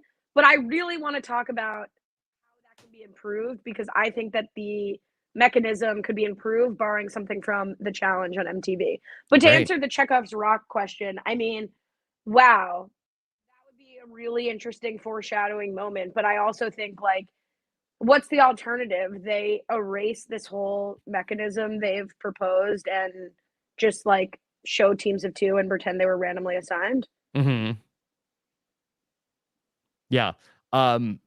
They tried to really make a meal out of this moment, and it was a real nothing burger. I think that they kind of had to show what was going on here. I think that everything happened all in one day. I think they needed like they liked having that dramatic moment. I don't think this was Chekhov's rock draw. But I do want to improve upon this because Yes. the challenge has done this before, where but usually it happens when they first arrive and they're all on one mat, and usually like 2 rows, and Yes. they'll say like, "Pick your partner right now."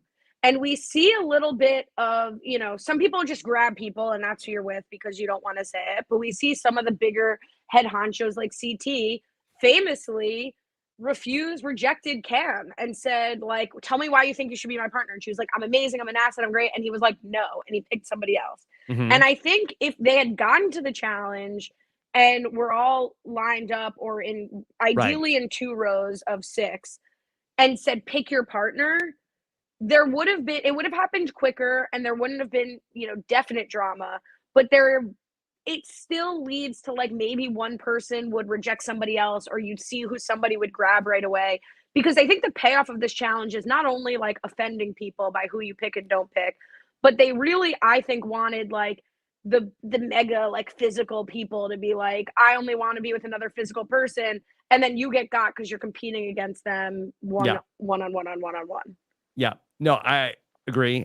I love that. I thought you were going to say that we should have had the algorithm back, and should that have been the I'm trying to turn Ali Gabler into algorithm. The algorithm. Yes. But no, that would have been great. I think that you gave people too much, not you didn't do it, but the producers gave people too much time. They were able to like work it out and cooler heads prevailed. But yeah, if you're going to do that, do it on the mat. That would be perfect. I love it. I think it would be great. That I love that they did this. I hope they do it again. I just hope they do it that way. Ali, since we mentioned the challenge, I've got a couple of challenge related questions from Survivor. Okay. Mike Bloom says, from how Ride or Dies has been going so far on the challenge, is Survivor due for an Allies returnee season in the style of Blood versus Water? Interesting.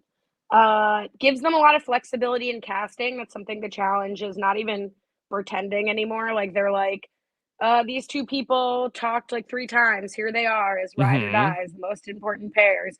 So I do think like, unlike Blood versus Water, where if you really want someone on, you've got to find somebody in their family or their loved one to bring on. In an ally season, you can kind of like make the story work however you want. Like Bryce and Wendell could come on as allies, even though they haven't been allies on the show together. And like, that would be fantastic. So sign me up. Now I've just convinced myself. If Bryce and Wendell are going to be on together as allies, sign me up. Yeah. Okay. So it's interesting that Survivor seemed like they loved the Blood versus Water format so much. They did it in season 27. They waited but 1 year to do it again. We love it so much. And then they've never gone back to it.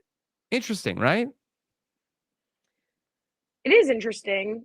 I don't know why they haven't. Maybe they've just been like excited with like the totality of the cast they've been getting. Like I don't know. It People seemed not like have good loved ones. Jeff really, the fans really loved San Juan del Sur. It seemed like that Jeff never really loved San Juan del Sur.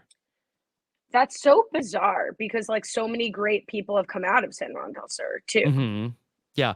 I know there was the whole business with then they had where they like the coconut shop challenge, and then they were sort of like gaming it. And Jeff was like, "Oh, hey, why don't you just tell me who you want to win the challenge today?" So he seemed kind of annoyed about that. It seemed like that he never really loved Natalie Anderson in the real time. He was always like much more excited about season 30. I don't know. I just feel like there was something about San Juan del Sur that sort of like left a bad taste in his mouth. I mean, then get in the back seat and let us drive, Jeff, because I was into it. Yeah, Missy had a broken leg and got to the final 3.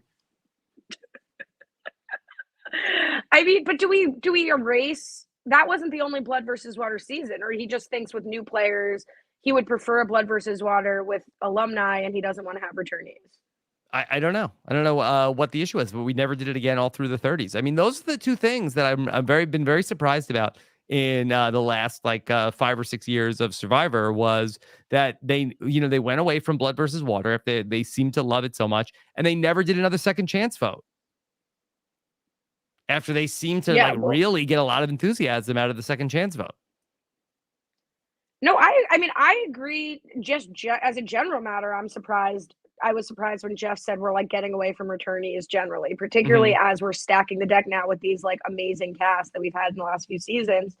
I hope he kind of comes back around on it, because I like all these new seasons, but by 45, I'm itching for a returnee season. Yeah.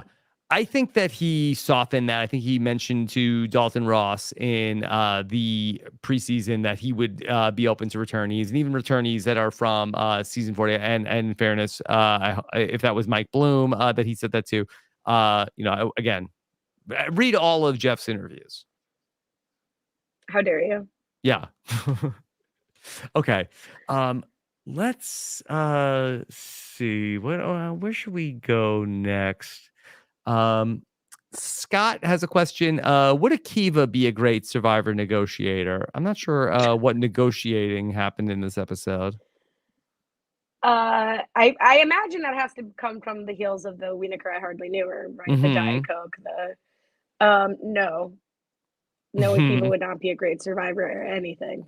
And I say that as somebody who also would not be a great Survivor or anything. It's Shabbat. Akiva's never going to hear this. No, I don't think he's listened to one Survivor podcast in the last 2 years. I don't know if he's going to get an hour and a half into this one. Okay. I had a great Akiva burn on the Challenger RHAP up a few weeks ago, and out of context tweeted it. I sent it to Akiva, and he goes, "You boomed me." You boomed me. I didn't know that was an expression. Yeah, Like I didn't know that roasted. either. Oh, boom roasted. Okay. Here's a question from Neil. What elements of the challenge should Survivor adopt? Do Survivor immunity challenges need more explosions? Do you think it's the Neil? He's doing it for Neil? No, Uncle Neil? Is that you? Uncle Neil. Oh, I had an Uncle Neil. I mean, shit, I wasted this on the Chekhov's rocks. I should have waited for the direct question about what should be adopted, because I would say the mechanism for choosing teams. No more explosions, no algorithm. That I like that the Survivor still keeps it like things you could find on an island, not too tech savvy. I like that. And even this challenge, like, I also am not in Survivor for the challenges, but I really did like this challenge, and this definitely, like, having the escalating eliminations during a challenge felt kind of challengey to me. I liked that. So, Yeah. Survivor and the challenge are on different sides of You don't need your worlds situation. colliding. Yeah. Okay. You're killing Independent Alley. You're killing Independent Alley. But I will ask this one other question about your worlds colliding. Okay. Michael Butler O'Rear Jr. wants to know, who from this season should be on the challenge? Who would be on the MTV version, and who would make the CBS version? Do you think that there is a different type of player that would be on both shows? I can't speak to the CBS version at this point. I don't know. Maybe it's more like, I think CBS version seemed to have more mature players. Yeah, I feel like it's who are skewed more willing older. to go out there. Gabler can come back for CBS Challenge. I think, like, I'm doing it for Muzzy.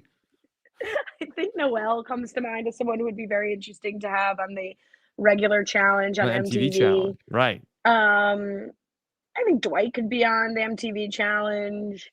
I think Sammy would be good on the MTV challenge. Yeah. Yeah, Janine. Put Ellie on. Ryan, yeah, Hmm. Ellie. Maybe that's my hot take when you asked who I don't like, is maybe my hot take is that I'm an Ellie defender. Oh, But really? That are there a lot of Ellie detractors? Like, what are they saying? Like, well, she's bad at the game? well, right. I think the edit. I'm not in touch with the Survivor Reddit like you, Rob, but I imagine that Hmm. because the edit made I Ellie mean, and I Janine. don't like read every single post, but I like to go see what like people are saying.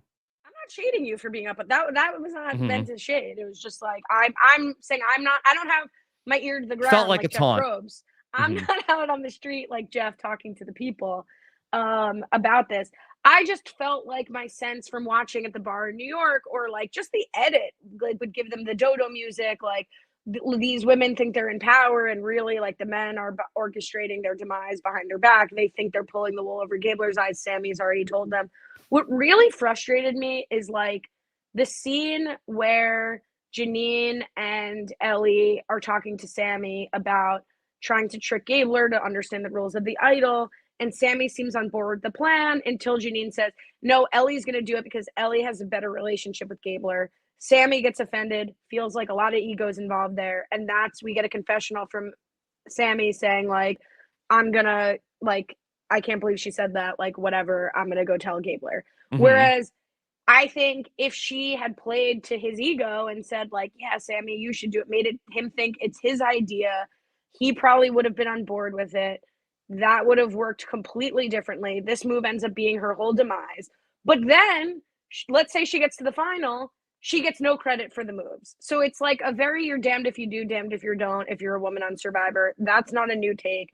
But I thought that, like, because of what happened, the Dodo music and the edit was like a little bit unfair. And I think she was really hard on herself in her exit interview, which I can understand, but I don't think she deserves it. I think she had good instincts and she just tried to play, frankly, like a man would play, and it blew up in her face. I loved Ellie on the show. I mean, I feel like that things did not work out for her, and I think that she probably, what was trying to do too much. That's interesting, the way that you frame it. I hadn't thought of it that way. I love that she was on the show and she played hard, and I thought she was really great and had a really great attitude about the whole thing in the exit interview. Well, I think she was like like cringing when she was watching it back, as she was saying. Like I think she had a great attitude about it in the exit, but like I think she was a little hard on herself. Like she was like, and I shouldn't have done that. And of course, you like it's crazy that I believed him, but I believed him. Like that's what I mean by like being hard on herself, not like she was like a poor sport or whatever. No, definitely not. And I even, I liked the her parting words on the way out the door to Gabler. I thought that was very fun. Okay. Um, I have one other sound clip from the episode. Cody said that there was a reason why he didn't want to work with Dwight. I've never been a huge fan of Dwight's. He's always been eerie to me. Okay. So he's always been kind of eerie to me. Did he mean leery, or is it spooky season? And that is Cody sort of like a little scared of Dwight?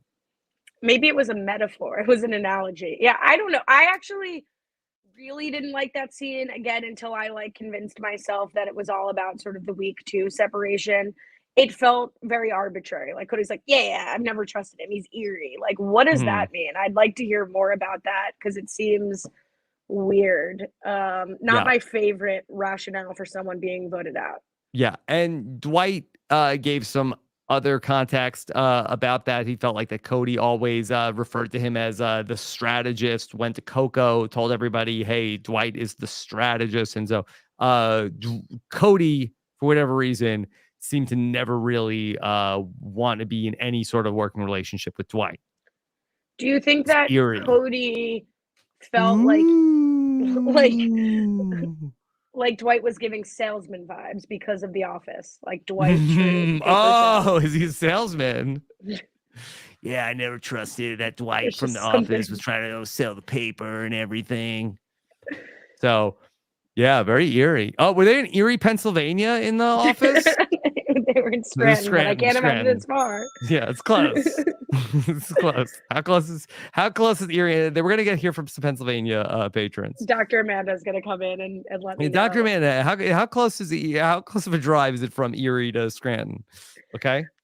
I have one question, if I may, Rob. Please. This is going back to the first scene of the episode, so let's start over. Mm-hmm. This might be very minor. This could be of the Chekhov's rocks and not bear fruit, but Chekhov's it's an interesting rocks? theory. Yeah.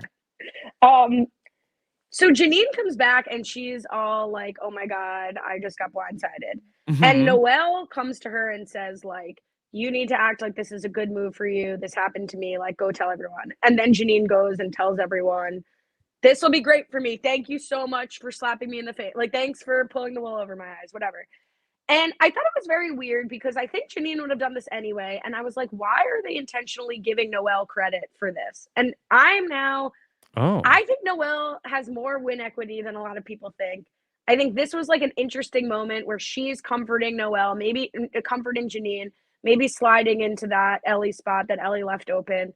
Mm-hmm. And is giving her this like correct strategic advice. I just thought it was an odd inclusion, but yeah, that's interesting. Noelle, I guess maybe if they want to show that she is playing hard, that I feel like that Noelle and Janine, I think that they are, this might have been something that Stephen and PG mentioned on the Know-It-Alls, but there's only 4 women left in the game, and you have these 2 women who are sort of without their ride or die, with Ellie and Dwight being the last 2 boots. I wonder if this could be sort of like a duo of convenience now, where Noelle and Janine are going to be partners. Yeah, we'll see if they can stay alive long enough. If they could stay alive. Janine, I did feel very seen when she said this in the episode. Everyone has told me I'm okay, but I just want to cry. Yeah. That could be a good like TikTok trending audio. Sounds. Yeah. Yeah. Everybody's told me I'm okay, but I want to cry. Yeah. So very very good from Janine. Okay. Let's see. We got some big birthday news today, Ali. Okay. Today is the birthday of the host of Survivor. Happy birthday to Jeff Probst. Wow. Are we at Scorpio season? Yes. Paging Jenny Autumn. What is it? Yes. Scorpio? That was a tweet that I saw earlier today. That Jeff Probst being a Scorpio explains so much. I'm in my astrology era, so I've never been able to do that just knowing someone's birthday. Mm-hmm. Yeah. This is one of the easier times of the year to know. Why? I feel like people know, like Scorpio. That's people like then like, oh, Jeremy Collins even talked about it on the show. Like, oh, okay, that person's a Scorpio. I feel like people know. Okay, easiest time of the year. Fine. Sorry, excuse me. I wasn't taking anything away from you knowing it. Yes, you were. I said I feel taunted. Yeah. I don't know. I feel like that's sort of like if this was like a Family Feud, I feel like that's maybe the time of year that people most know from a zodiac sign.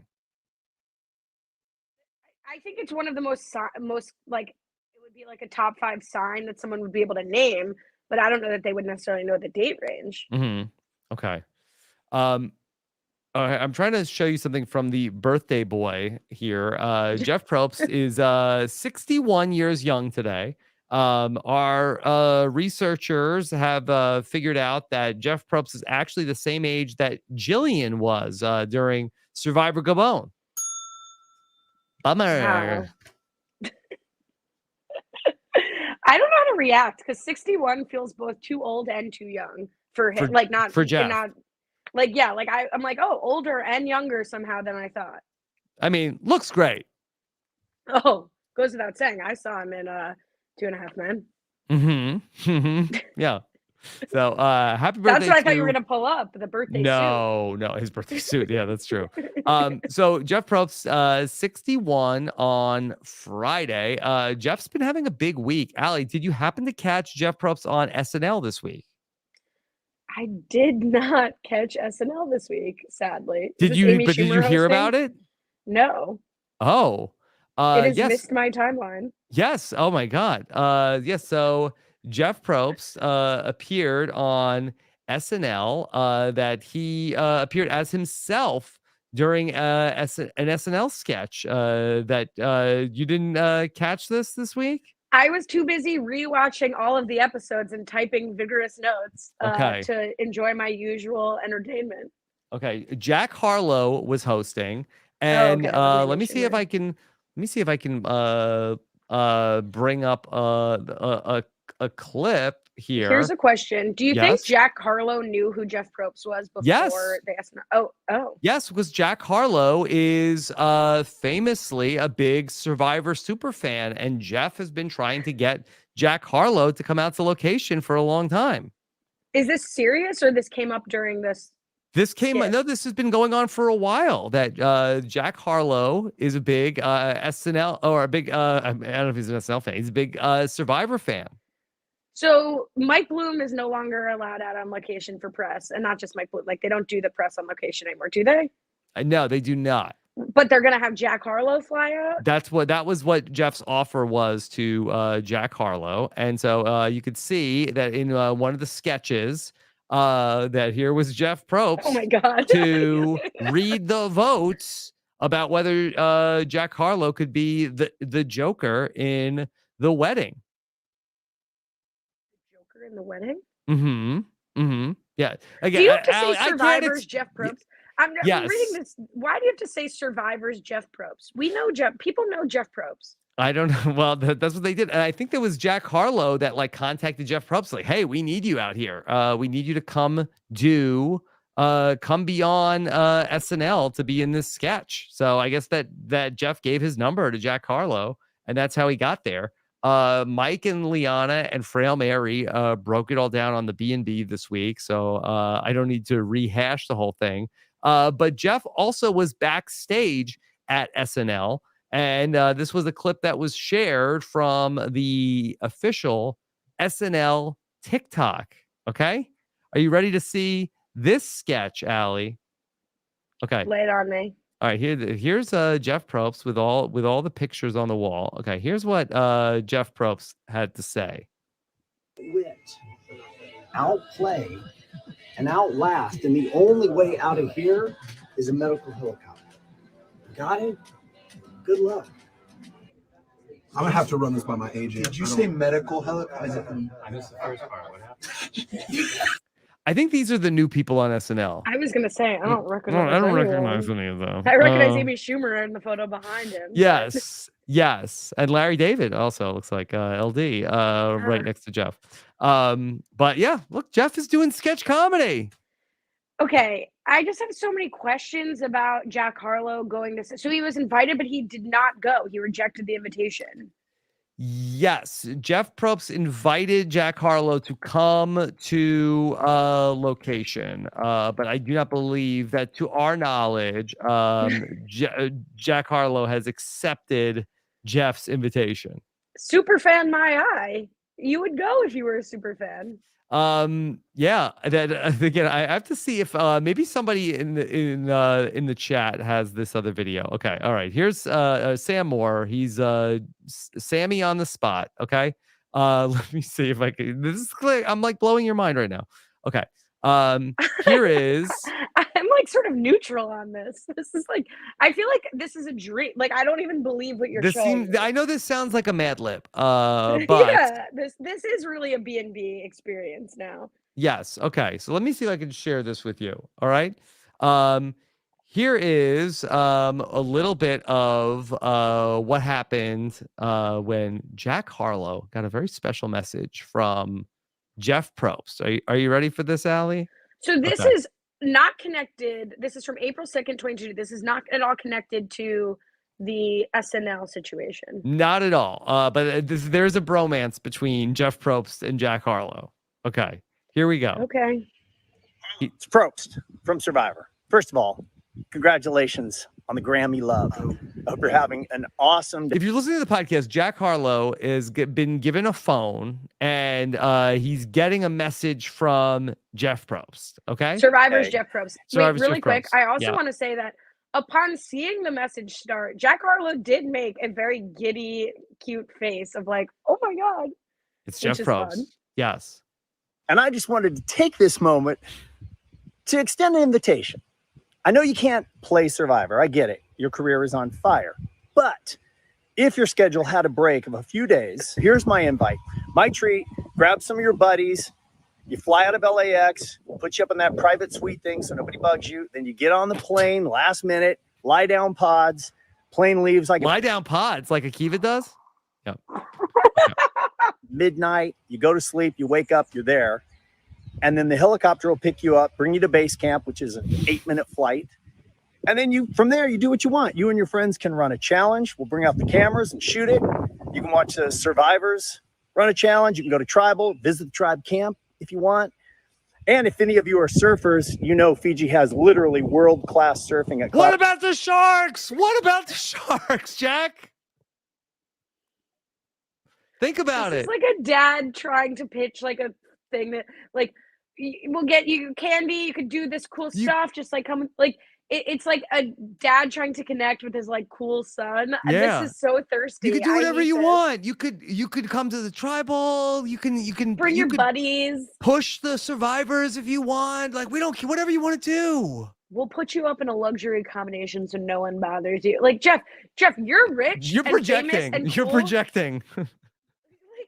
No, Jeff is rich and famous and the host of his favorite show. Act like it. Be cool. Be peers. This is like he's just like, hey, this is like a reverse cameo. This is like if a fan made a cameo for a celebrity. Yeah. Jeff's betraying us as Survivor fans. Like, stop begging him to have the experience of a lifetime if he doesn't want to have it. Outbreak.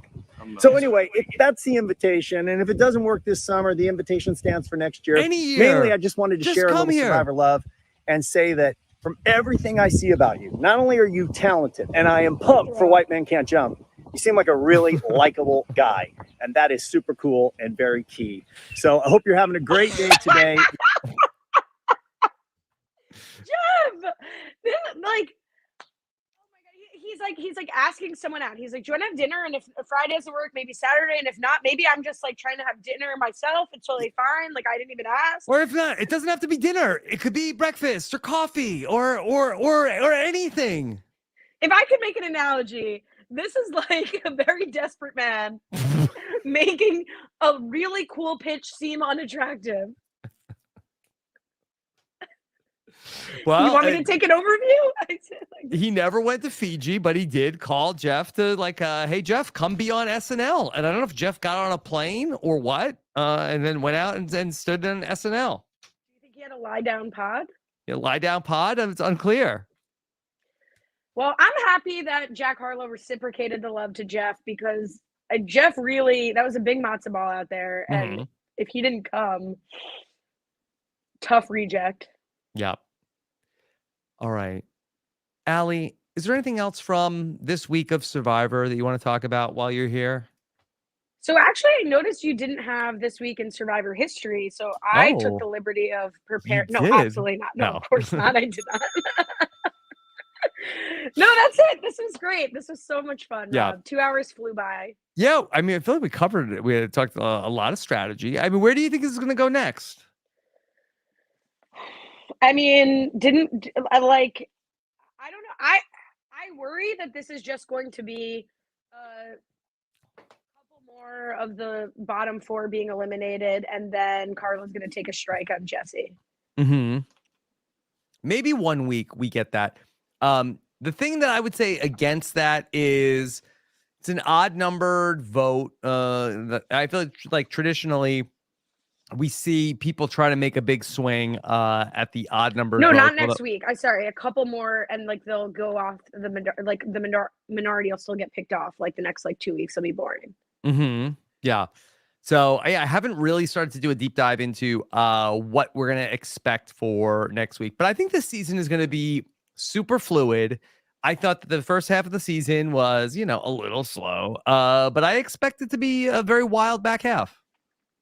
All right. I look forward to your preview podcast. I'm going to keep watching it, Ali. I don't know about you. I'm going to keep going. It's been bad Survivor is good Survivor for me, and this is not bad Survivor. Like, I still think it's been a great season. This was a great episode. I'm really looking forward to it. You've been doing amazing podcasts that have been really fun. So yeah, what's not to love? I'd accept the invite to this season of Survivor. Okay. Unlike Jack Harlow. Yes. Ali, but you'll come on the feedback show again, right? Like, we'll have you come on, we'll get you a computer if you need one, a microphone, whatever you need. You could stand up, sit down, whatever week you want. What you tell us the time. You know what's so funny is, like, when I was listening to your podcast with Suri, I was like, wow, like, does Rob think like, oh my God, I'm talking to Suri? And all the people you talked to, Karishma was great. Like, everyone's been great.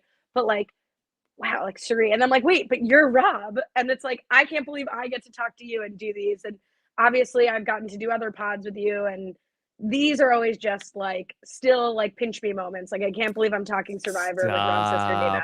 Yeah, I appreciate. I really It's do appreciate true. it. It really is. It bears repeating every single time. I still can't believe I get the invite. So thank you so much. I appreciate it. And I would say the same to you, because I think you are so fun on the podcast. You have come in with such a strong point of view always, and it makes it so fun to be on a podcast with you. So I always appreciate it when you come on and do these with me. Thank you for the thank you. Yeah. Okay. Because we know when we do a podcast with Ali Lasher, you're going to feel strongly about a lot of things, and that's going to make for a great podcast. I've never been anyone else, so I don't know what it's like to not feel. To me, it's just feeling. I don't even think I feel that strongly. But I guess I run out of 10. Okay. All right. Dolores says Ali is a great co-host.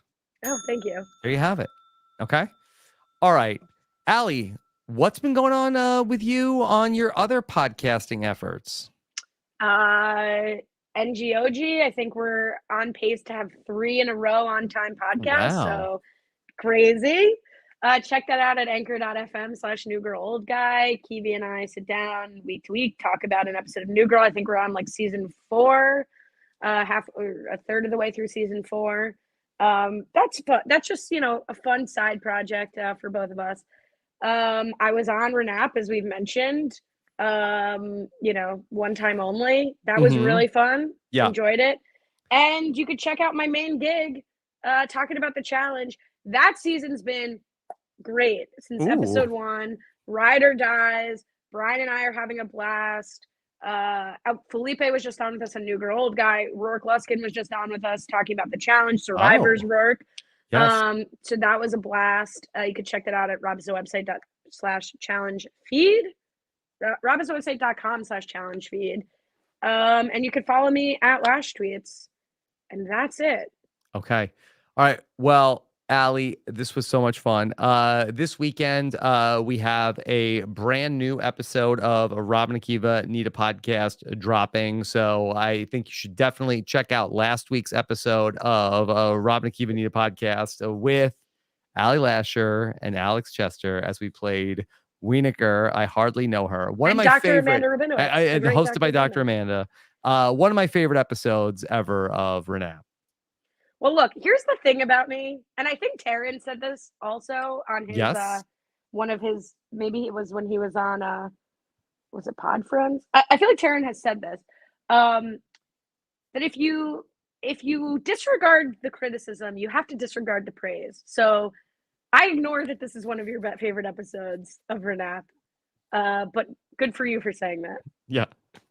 All right. Of course, check out all the other Survivor podcasts coming your way this weekend in our Survivor podcast feed. That's at robiswebsite.com/Survivor feed. Thank you so much for joining us, Ali. Thank you again. Take care, everybody. Have a good one. Bye.